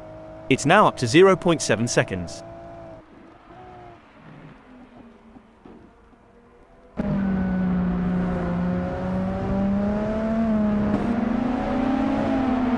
Constable Berry is pushing really hard, but as we know, pushing too hard can lead to other mistakes. Breaking update. Oh dear, Danny Darwin has had an incident. Dubai Autodrome International is always a test for these drivers, and sometimes that's the way it goes.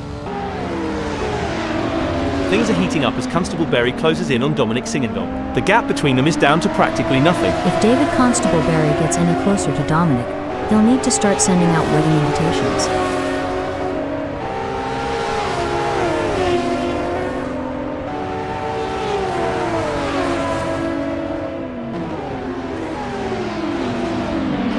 David Constable Berry is trying their best, but can't seem to find the pace to keep up with Dominic Singendonk at the moment. David needs to pick up the pace for sure, but I don't think they have it in them.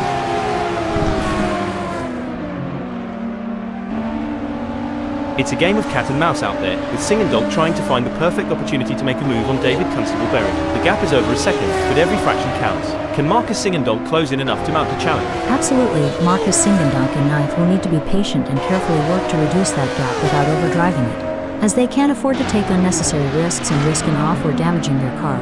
Let's see if they have what it takes to get back into the game here.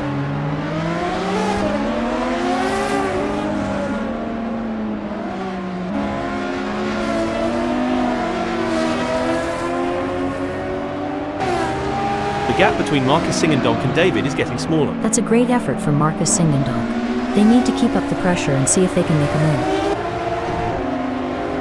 During your racing career, Sky, how did you determine when it was the right time to pit for fresh tyres due to tyre degradation? It was a combination of factors, Hal. Monitoring lap times, communicating with the team about tyre wear, and assessing the car's handling were all crucial in deciding when to make a pit stop for fresh tyres.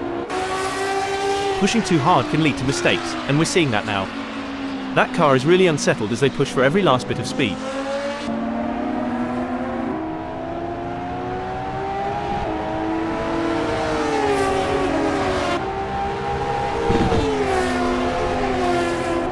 Moll could be on a charge here, Sky. They have just put in a quicker lap than Jody Fannin.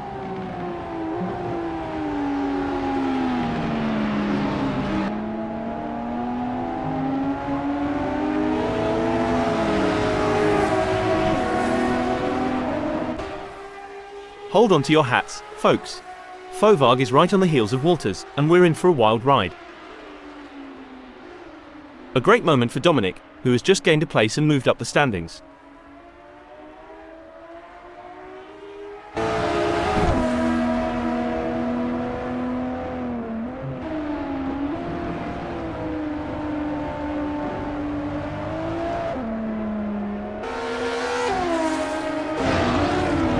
The race is heating up as Singendonk in 7th closes in on Brian Patterson.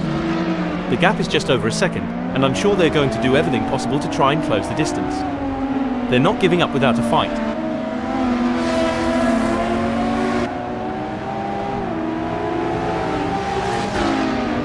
A brilliant maneuver from Singendonk, who has just moved up the field. Yes, Singendonk is driving with real focus and precision, and it's paying off.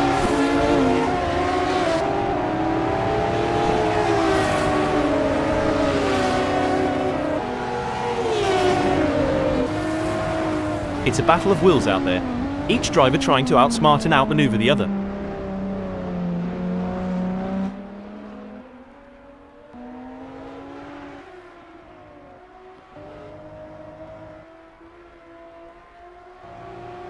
It's not looking good for Brian Patterson. They're still behind Singendonk and the gap is increasing. They're gonna need to dig a bit deeper to turn this around. Brian Patterson needs to focus and keep pushing, even when things aren't going their way. If they can close the gap down, they may be able to bring the fight to Singendonk.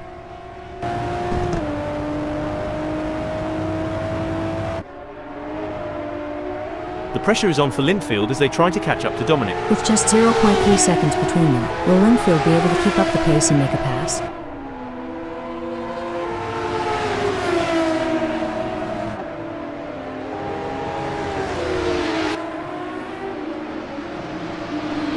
The gap between Jimmy Lindfield and Dominic Fovag is widening.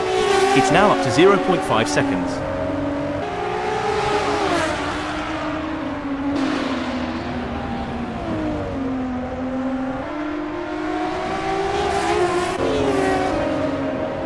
The race is really heating up. David Constable-Berry is hunting down Patterson with everything they've got. Who will be able to maintain their pace and come out on top? Fantastic move from Constable-Berry, who has just gained a position.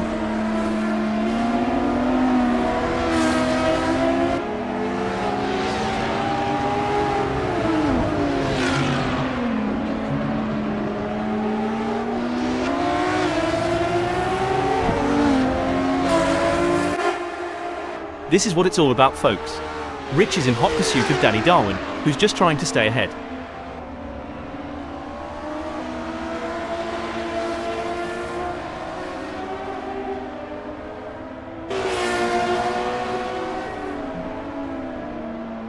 It's a challenging situation for Snake. They're sandwiched between their fierce competitors. Daniel Cox is 0.1 seconds away and Danny Darwin 0.2 seconds ahead. They'll need to stay sharp and find an opportunity to make a move. Absolutely, Hal.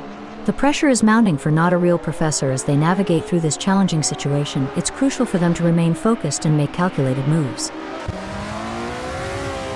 Now, this is a challenging position for Snake, stuck between a rock and a hard place, with Daniel Coxas closing in 0.1 seconds behind and Danny Darwin just ahead with a gap of 0.2 seconds. Spot-on analysis, Hal. The gaps to the cars ahead and behind are like a double-edged sword for Rich. They can use the gaps to their advantage, but they also need to be aware of the threats from both directions. This is where the skill and precision of the drivers really comes into play. Martin Moll is chasing Fannin in P2. That driver is really pushing the limits. They're riding the curbs and pushing the car to its limits.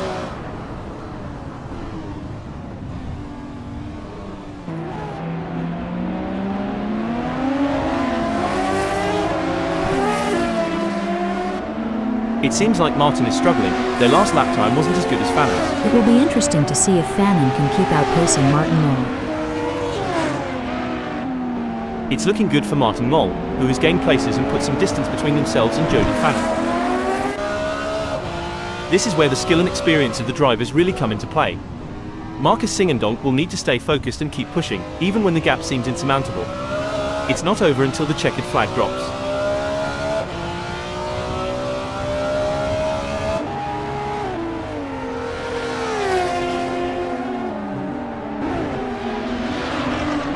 Good news for Marcus, the gap to David has decreased. It's now down to 1.1 seconds. Huge shout out to the admins at RRM Motorsport Club for making this all possible. Without their hard work and dedication, we wouldn't be able to witness this incredible event. That's right, Hal, and the excitement is palpable. I can feel it in my circuits. I mean, this is the kind of race that people will be talking about in the bar. We're witnessing history in the making. The crowd is on tenterhooks as Martin in third chases after Jody Fannin. The gap is just over a second, and you can feel the tension in the air. Can Martin Moll find a way to catch up?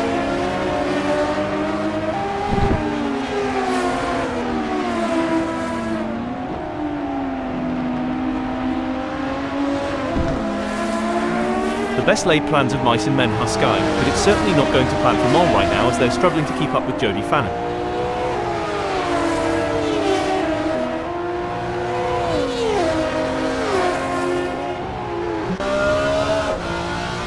The gap between Marcus in 8th and David Constable-Berry remains over a second, but Marcus is not letting up. They're pushing hard and looking for any opportunity to close that gap up. Can they pull it back in the remaining 1 minute? It's going to be tough for Singendonk, as David Constable-Berry seems to have found their rhythm.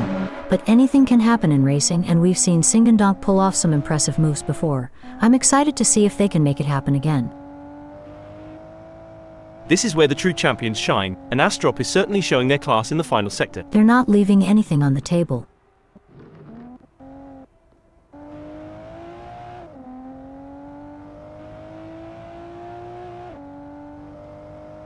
The leader has done it. What an incredible performance from Astrop, who was simply untouchable today. This is a race that will go down in the history books.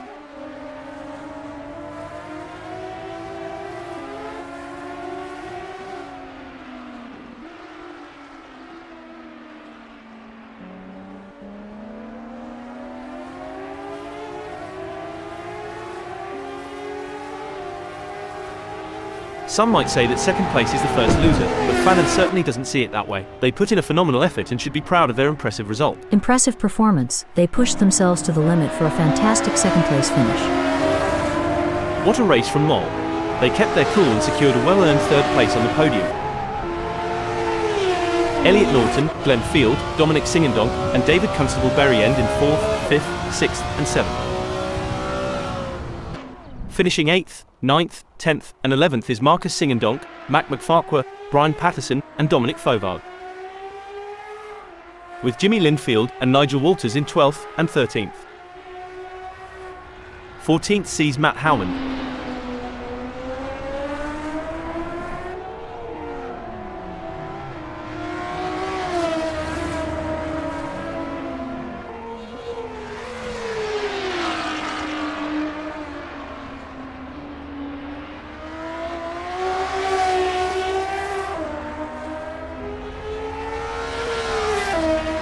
Taking 15th is Rich Snape.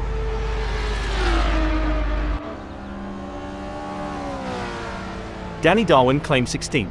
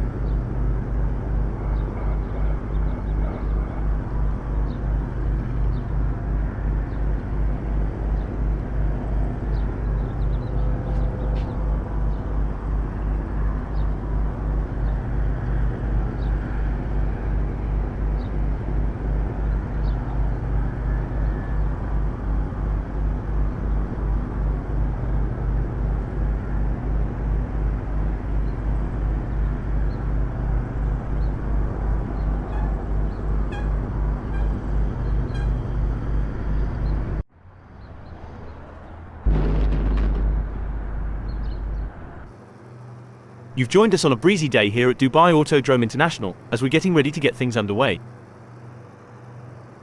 Starting in pole position gives Danny Darwin a clear advantage over the rest of the field.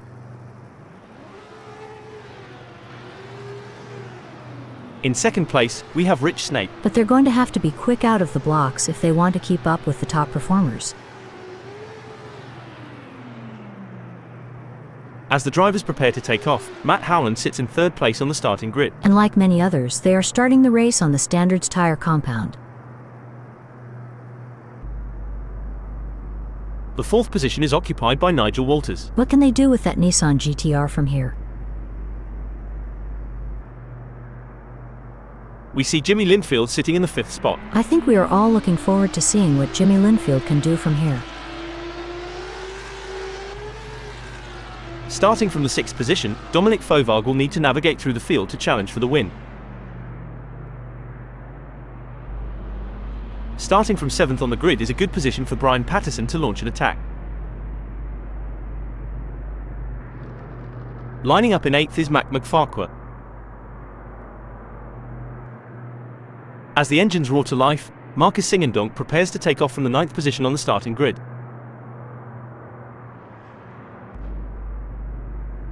Our 10th place starter, David Constable-Berry, is a driver who knows how to make up ground on the track. Another mid-pack start for David Constable-Berry.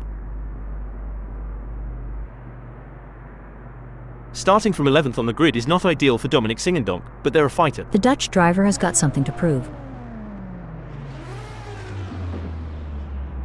Starting from 12th on the grid is a decent position for Glenn Field, all things considered. Where can Glenn finish today? Elliot Norton may have a bit of work to do starting from 13th on the grid. Where can Norton put that BMW CSL? Starting from 14th on the grid is a tough ask for Martin Moll, but they're up for the challenge. Jody Fannin may not be starting from pole, but they're still in with a shot. They have the talent to make their way to the front of the pack. John Astrop has qualified 16th.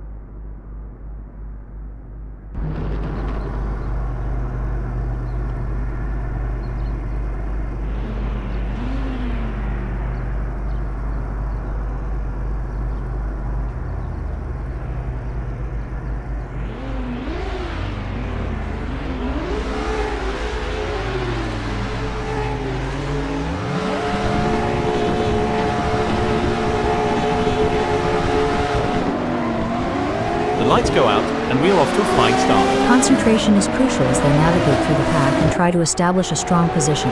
The best drivers know how to find their rhythm quickly. All the drivers will be trying to take advantage of the pack whilst they're still bunched up. I for one am really excited how the rivalry between Darwin and Rich has been building before the race, and this is where scores are settled.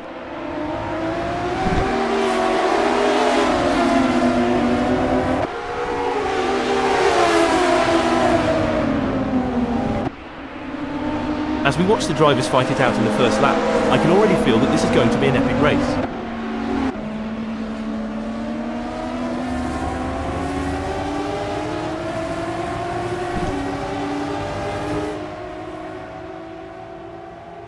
The drivers are jockeying for position. Jody will be looking to get off to a good start and consolidate their position.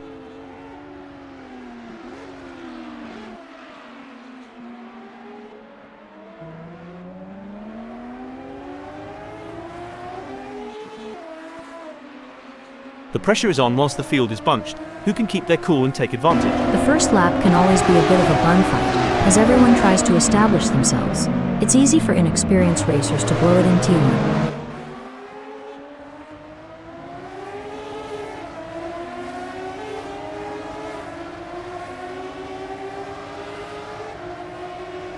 It looks like Danny was channeling a sloth at the start, losing places as they crawled off the line.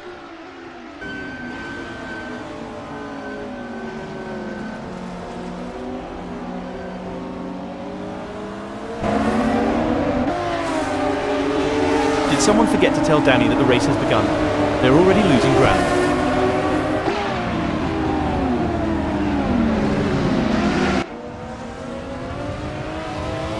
It's not going to plan for Marcus Singendonk. They're still behind Moll and the gap is increasing. I don't think they have an answer for this right now. As a former racing driver, Sky, how challenging was it to adapt your driving style to account for tire degradation throughout a race? It was a constant challenge, Hal. Tire degradation can change the car's balance and handling, so drivers need to be versatile and adaptable. It requires continuous adjustments to driving techniques and a keen understanding of the car's behavior. Seems like Brian Patterson is getting in range of John.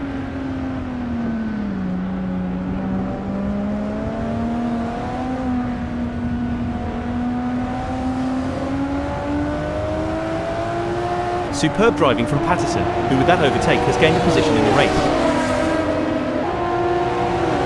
Oh, the pressure is really getting to Patterson. They've just lost 11th spot to the Kiwi and they need to regroup quickly. That's some bad luck for Brian Patterson. They just couldn't hold on, but can they make a comeback? A setback for Snapes. Braking update. Now I may be wrong here, but I'm not sure that's the racing line.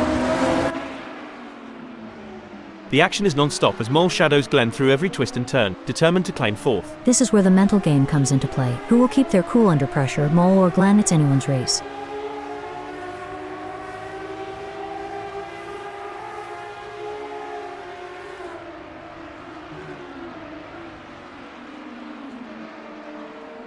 The gap between Mole and Field is growing. It's now up to 0.5 seconds. It's not ideal for Martin Mole, but they can still turn this around. They need to focus on their own driving and not let the gap get any bigger. Brian Patterson is on a mission, chasing Dom, who's desperately trying to stay ahead. This is where every inch counts. Brian Patterson is pushing hard to close the gap on Dom. Absolutely, precision and control are key here. Knowing when to push and when to hold back can be the difference between winning and losing.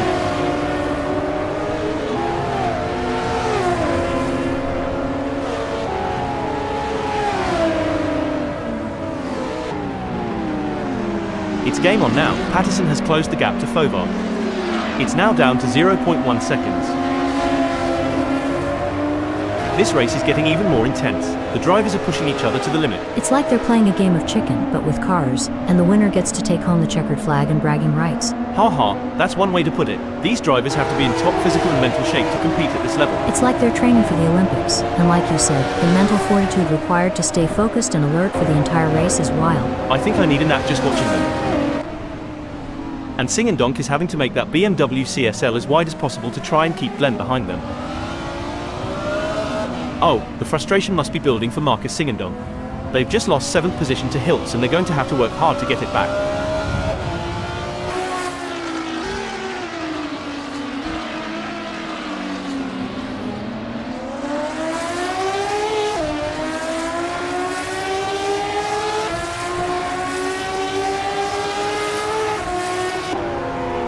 We got a close battle as Astrop closes in on Marcus.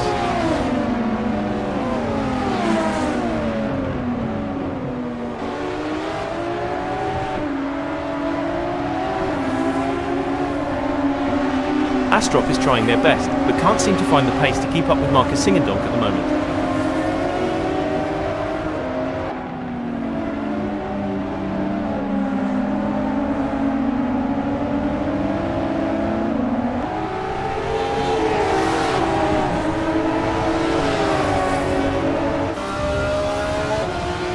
Looks like Dominic Fovard is really pushing it to the limit. They're taking those curbs aggressively, but that can unsettle the car and cause handling issues. Indeed, taking too much curb can upset the car's balance, leading to oversteer or understeer. It's all about finding the right balance between speed and control.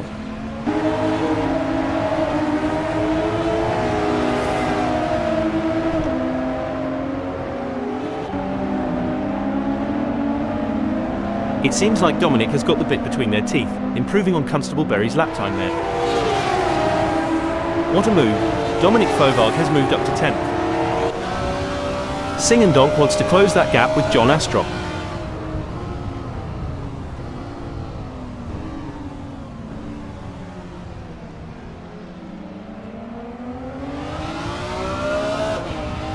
It's not looking good for Marcus. They're still behind Astrop and the gap is increasing. They're gonna need to dig it. Hold on a moment. That won't be ideal for Brian. Patterson is not going to be happy about that. Oh, this is getting intense. Darwin is just a few car lengths behind Patterson. A tough moment for Danny Darwin, who has just lost a place, dumping him down to 15th.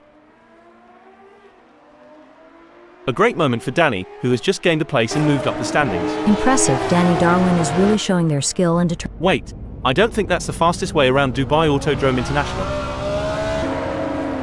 Patterson has the pedal to the metal, chasing Darwin. A great pass for Brian Patterson as they pick off other drivers and move up the field. Meanwhile, Danny Darwin has lost ground.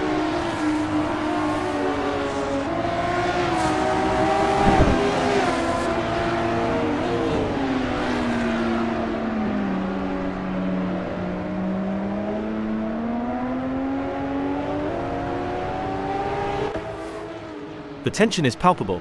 Who will come out on top in this epic showdown?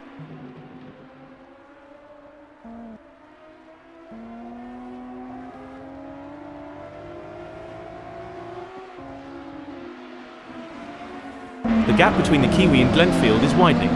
It's now up to 0.2 seconds.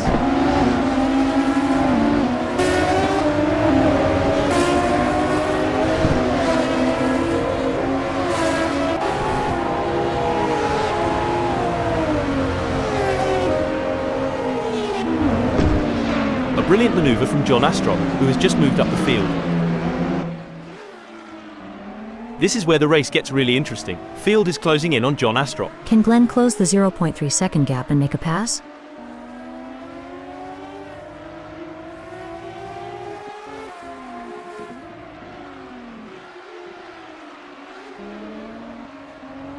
Glenn needs to get more consistent. Sky, they have just put in a slower lap than John.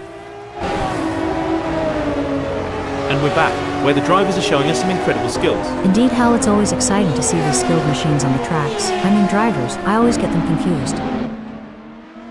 It's a classic case of chasing down the car ahead for Jody Fannin, who is currently in P5. But Nigel Walters is not making it easy, and the gap remains over a second. This will require some expert driving from Jody Fannin. And Fannin has just won the place from knockoff Nigel. Sky, what's the impact of tyre degradation on race strategy? How does it affect the driver's approach to the race? Tire degradation plays a crucial role in race strategy, Hal. Teams and drivers have to consider the optimal time to pit for fresh tires and adjust their race pace to balance speed with tire conservation. It adds another layer of complexity to the racing challenge. McFarquhar wants to get into knockoff Nigel's slipstream. They need to keep it on the black stuff. We don't get points for driving over weeds, not in this game. An impressive showing from Lord Farquhar, who has gained positions and left Nigel Walters in the dust. The track conditions are looking good here today. The drivers will be able to push the cars to the limit, and it's going to make for some exciting racing. Things are getting spicy now, as Nigel Walters and Field look to battle it out for 7th place. Walters has been served a big slice of Eat My Dust by Field. Hope they got their eating pads on.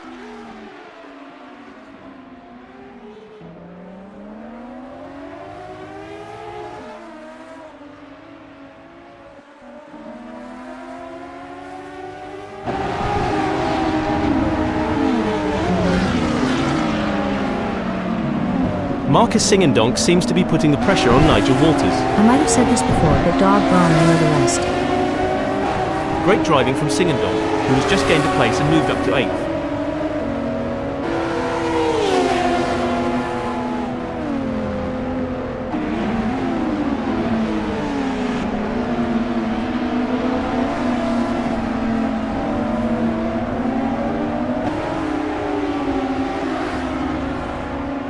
Rich Snape is giving it their all as they chase down Matt Howland in P13. The gap between them is just over 0.4 seconds. Who will have the speed and skill to come out on top?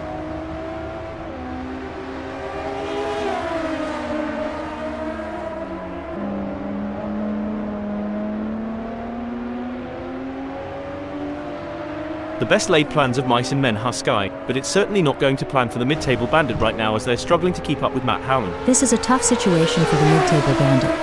They need to find a way to pick up some speed and close that gap. Hey, Sky, you've had your fair share of races with little action. How did you handle the situation back in your racing days? Well, Hal, patience is key in such scenarios. You need to stay focused and be ready to seize any opportunity. Stop the press. Big gains for Not a Real Professor as they move up the field, leaving Matt Howland behind. The fans are on the edge of their seats. It doesn't get any closer than this. That's right, Hal. The pressure is palpable. The fans are on the edge of their seats, waiting to see who will come out on top in this epic showdown. Superb driving from Dominic, who with that overtake has gained a position in the race.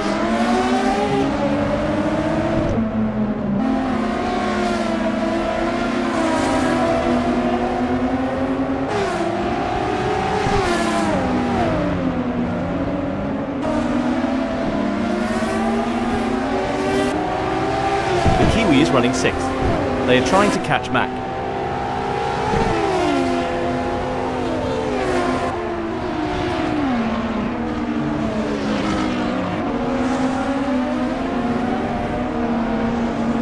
John has just put in a faster lap than Mac McFarquhar, so that's going to give them something to worry about. The question is now, can Lord Farquaad respond to that in kind? They are going to have to pick up the pace. It's a brilliant day for racing here at Dubai Autodrome International. I'm really enjoying this. This race is truly epic. What a treat to be sat here witnessing the spectacle.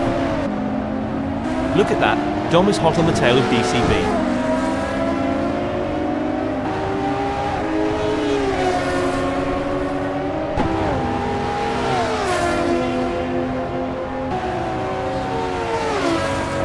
Dominic is on a charge. Their split time shows they have upped their pace. Can Dominic keep it together? Look at the way the drivers are hugging those corners. It's like they're on rails. Speaking of rails, did you know that the first racetrack was built on a railway in 1896? I bet those drivers were chugging along. Ha ha, I bet they were, but things have come a long way since then, haven't they? Definitely. It's amazing to think about the technology that goes into these cars now. I mean, they have more computing power than some countries. John is pushing really hard, but as we know, pushing too hard can lead to other mistakes, like locking up the brakes or missing a shift. These drivers are walking a tightrope between pushing the limits and making costly errors. Absolutely, it's all about finding that sweet spot where you're pushing the car to its limits without crossing the line into reckless driving. That's where experience and skill come into play. Don't forget the role of aerodynamics. John Astrup should use slipstreaming to their advantage and close the gap to McFarquhar.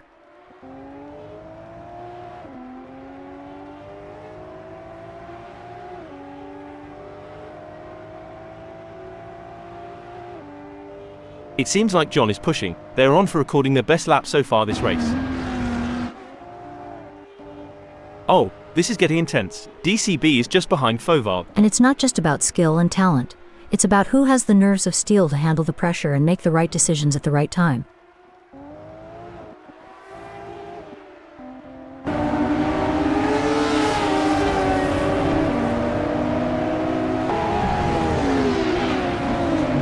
It's not going to plan for David Constable-Berry. They're still behind Dominic and the gap is increasing. I don't think they have an answer for this right now. This is where the mental toughness of Constable-Berry comes into play. They need to stay focused and keep pushing even when things aren't going their way. As we enjoy seeing these titans of the track battle it out, let's not forget about the pit crews. Those guys and girls are like a well-oiled machine themselves. Absolutely. They're the unsung heroes of the racing world, but you know what they say, behind every great driver is an even greater pit crew. The battle for 3 is heating up as Elliot Norton tries to catch Jody Fannin in P3. Will Elliot Norton be able to make a move and pass Jody Fannin?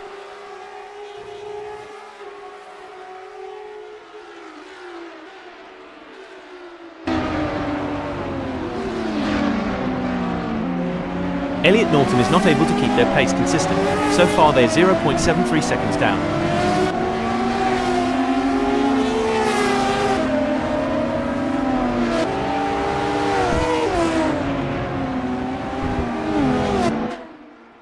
The pressure is on for Mac McFarquhar as they try to catch up to Astrup.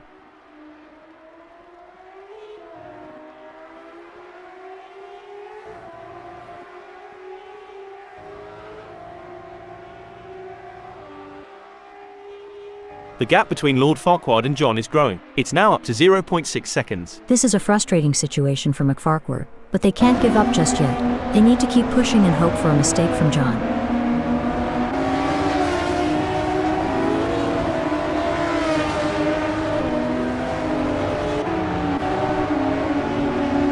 It looks like Walters is pushing hard to catch up to David Constable-Berry. The gap is over a second, but Walters is not giving up just yet. Can they close the distance and make a move on David Constable-Berry? It's a nail-biting race for sure, with both drivers showing incredible skill and determination. But David Constable-Berry is not going to give up their position easily. This is going to be a battle to the very end, with Nigel Walters and P11 doing everything they can to catch up.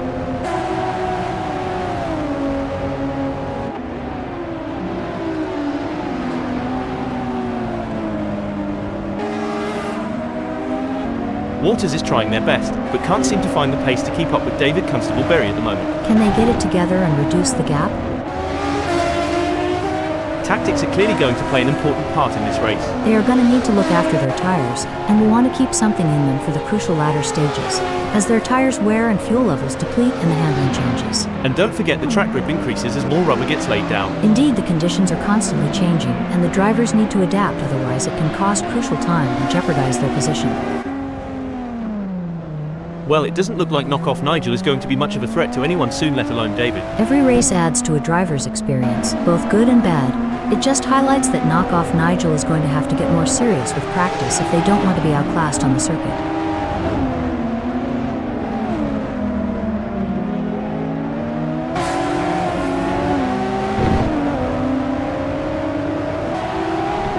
It's not looking good for Nigel Walters. They're still behind DCB and the gap is increasing.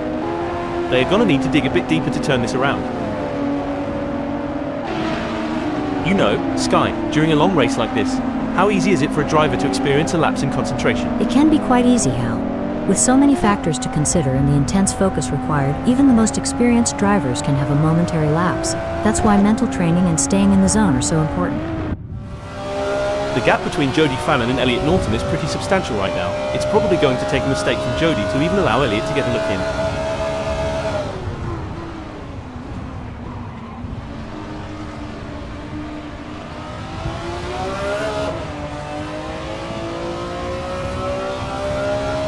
The gap between Norton and Fannin is widening. It's now up to 1.0 seconds. It's not over yet, but Norton needs to get a move on if they want to catch up to Fannin.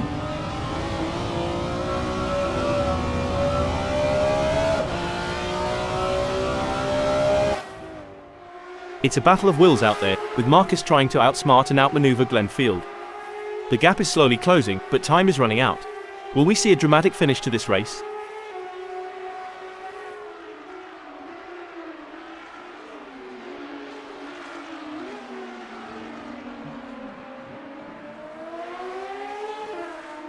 The best laid plans of mice and men are Sky, but it's certainly not going to plan for Marcus Singendonk right now as they're struggling to keep up with Glenn. Singendonk needs to pick up the pace for sure, but I don't think they have it in them.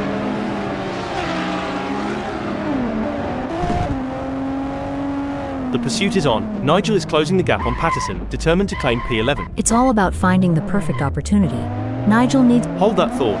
Hold the phone. Looks like that's a mistake from Nigel. This could be costly. The tension is building as John trails behind Elliot Norton. The gap is slowly but surely decreasing, and the pressure is mounting. Can Elliot Norton hold on, or will John Astrop be able to close them down? Indeed, the tension is palpable as John tries to reel in Elliot Norton. But Elliot Norton is not making it easy, maintaining a consistent pace. Can John Astrop find some extra pace to bring the fight to Elliot Norton?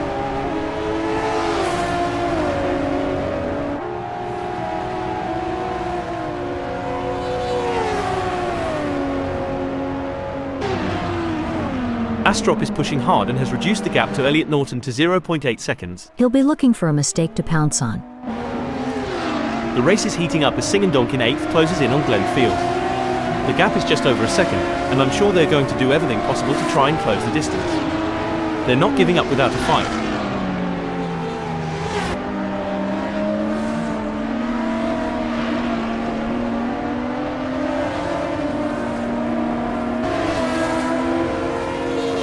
It seems like Marcus Singendonk is on fire. They have just put in their best lap. The more laps they do, the faster these guys get. This should make for some great racing, Hal.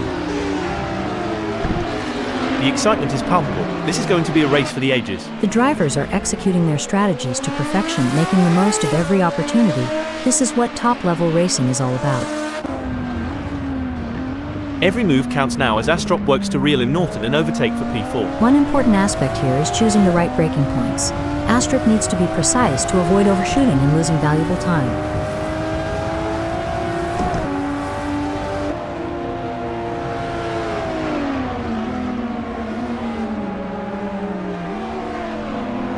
It looks like we might get a battle between John and Elliot. Fantastic move from John, who has just gained a position. Elliot Norton wants to find a way round the Kiwi.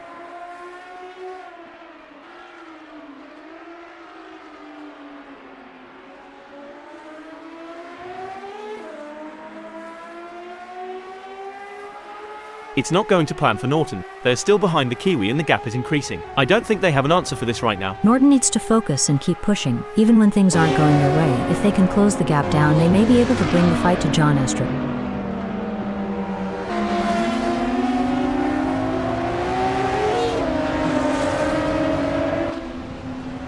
This is where the skill and experience of the drivers really come into play.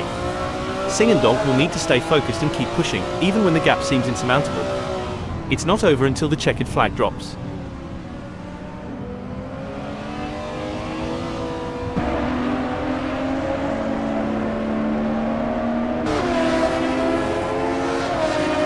The gap between Singh and Donk and Field is growing. It's now up to 0.7 seconds.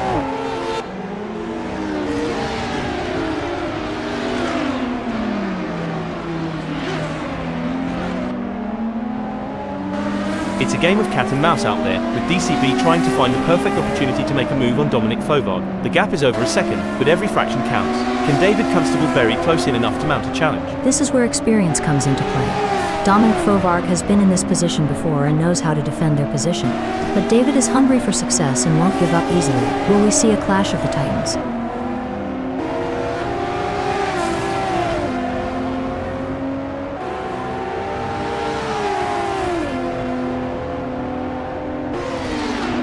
DCB is trying their best, but can't seem to find the pace to keep up with Dominic at the moment.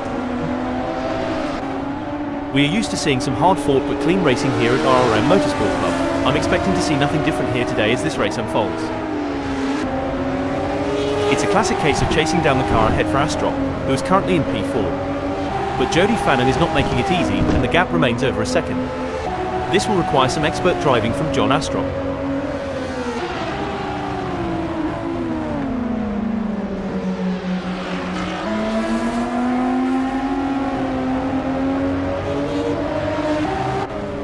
Kiwi could hold on a moment. Dominic is pitting. Glenn could be looking for a way up the inside of Mac.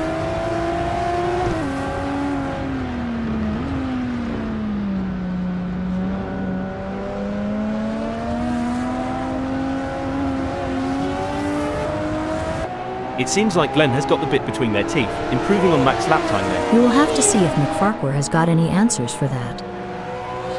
A great moment for Glenn, who has just gained a place and moved up the standings. The race is really heating up.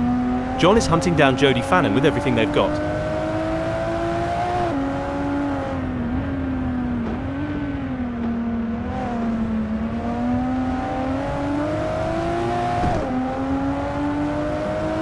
It's not looking good for Astrop. They're still behind Jody and the gap is increasing. They're gonna need to dig a bit deeper to turn this around. It's not ideal for the Kiwi, but they can still turn this around. They need to focus on their own driving and not let the gap get any bigger. You know, Sky, it's been a relatively quiet race so far. That's right, Hal. The drivers seem to be pacing themselves and waiting for the right moment to make their move. It's like watching a slow dance. The gap between Mac in 7th and Glenn Field remains over a second, but Mac is not letting up. They're pushing hard and looking for any opportunity to close that gap up. Can they pull it back in the remaining 4 minutes?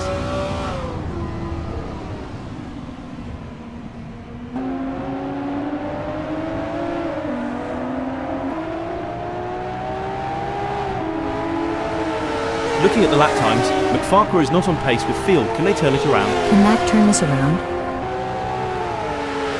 We've certainly seen some of the drivers get it wrong today. Anyone lost can just follow the trail of skid marks. I hear it's the latest form of GPS navigation. Let's hope the other drivers don't follow suit. We might end up with a bumper car race instead of a high-speed competition. At least we'd have something to fall back on if we ever get bored of regular racing. Bumper cars might be the next big thing.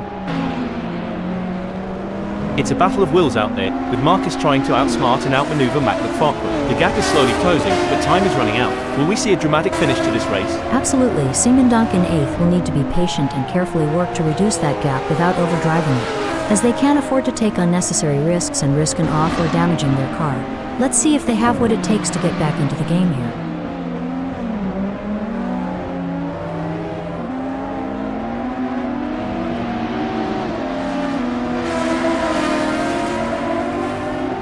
The gap between Sing and Donk and Mac McFarquhar is widening. It's now up to 0.6 seconds. The crowd is on tenterhooks as Astrop in fourth chases after Jody Fannin. The gap is just over a second, and you can feel the tension in the air. Can John Astrop find a way to catch up? It's moments like these that make motorsports so exciting. We're witnessing a battle of skill and strategy between two great drivers, with John in fourth determined to catch up. But we know Jody isn't just going to hand it to them on a plate. John is going to have to take it. It should be an interesting battle to watch as long as they can close that gap.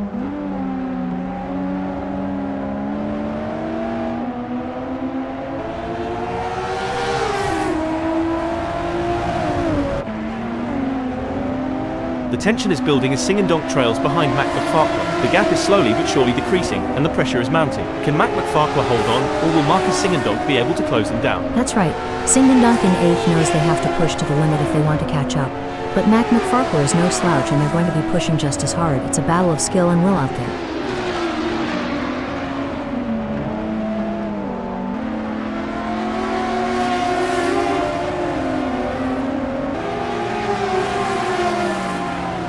The gap between Marcus and McFarquhar is getting smaller. This is where the race gets really exciting. Both drivers will be pushing to the limit to gain the advantage. Braking development. Now I may be wrong here, but I'm not sure that's the racing line. The race is heating up as the Kiwi in fourth closes in on Jody Fannin. The gap is just over a second, and I'm sure they're going to do everything possible to try and close the distance. They're not giving up without a fight. It's going to be tough for John Astrop as Jody Fannin seems to have found their rhythm. But anything can happen in racing, and we've seen John Astrop pull off some impressive moves before. I'm excited to see if they can make it happen again.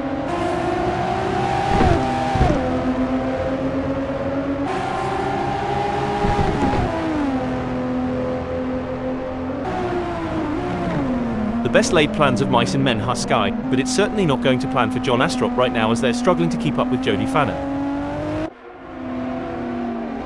It's a game of cat and mouse out there, with knockoff Nigel trying to find the perfect opportunity to make a move on Dominic Fovar. The gap is over a second, but every fraction counts. Can Nigel Walters close in enough to mount a challenge? It's a nail-biting race for sure, with both drivers showing incredible skill and determination.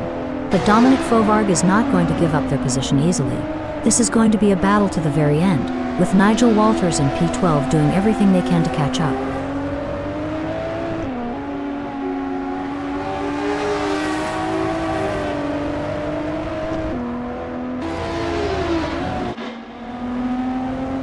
It looks like Astrop is pushing hard to catch up to Jody Fannin. The gap is over a second, but Astrop is not giving up just yet. Can they close the distance and make a move on Jody Fannin? Indeed, the tension is palpable as Astrop tries to reel in Jody Fannin. But Jody Fannin is not making it easy, maintaining a consistent pace. Can John Astrop find some extra pace to bring the fight to Jody Fannin?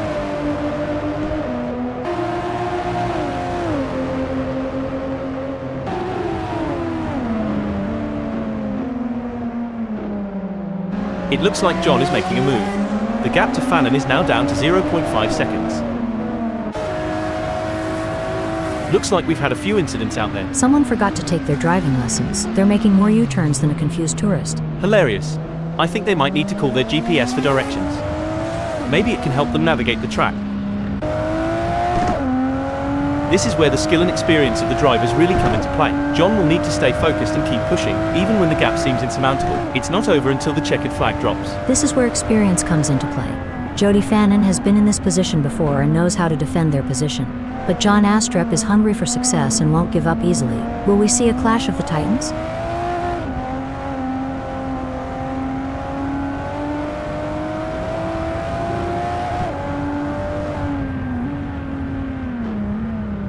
It's not going to plan for Astrop. They're still behind Jody and the gap is increasing. I don't think they have an answer for this right now. It's a classic case of chasing down the car ahead for Constable Berry, who is currently in P8. But Mac McFarquhar is not making it easy, and the gap remains over a second. This will require some expert driving from David Constable Berry.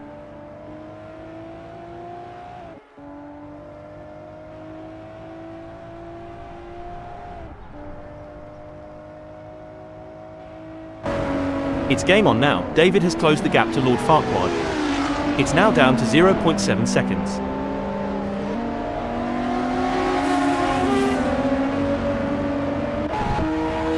The gap between the mid-table bandit in 13th and Nigel Walters remains over a second, but the mid-table bandit is not letting up. They're pushing hard and looking for any opportunity to close that gap up. Can they pull it back in the remaining 1 minute?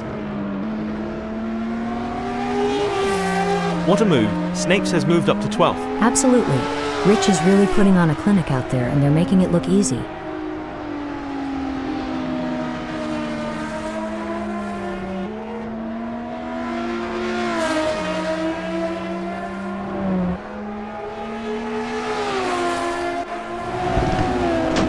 It's a battle of wills out there, with John Astrop trying to outsmart and outmaneuver Jody Fannin. The gap is slowly closing, but time is running out. Will we see a dramatic finish to this race? That's right.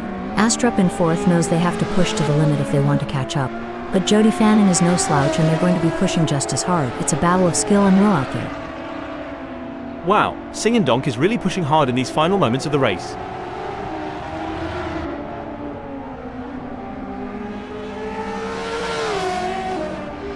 It's all over. Dominic has claimed victory in this race with a stunning drive that will be remembered for years to come. Clearly at the top of the game right now. What a result for Dominic Singendonk. They'll be absolutely thrilled with that performance, and rightly so. They really put in the work and it's paid off in spades.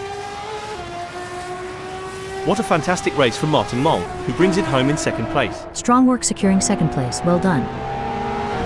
Well done to Jody Fannin for securing third place on the podium. John Astrop, Elliot Norton, Glenn Field, and Mac McFarquhar brings home 4th, 5th, 6th, and 7th.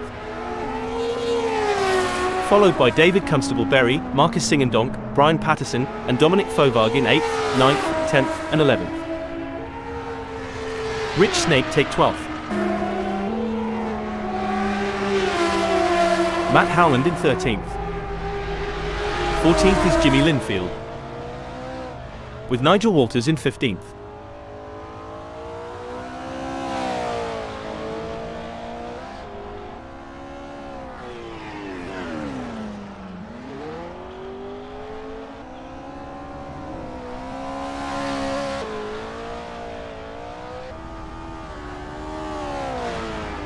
In 16th, it's Danny Darwin.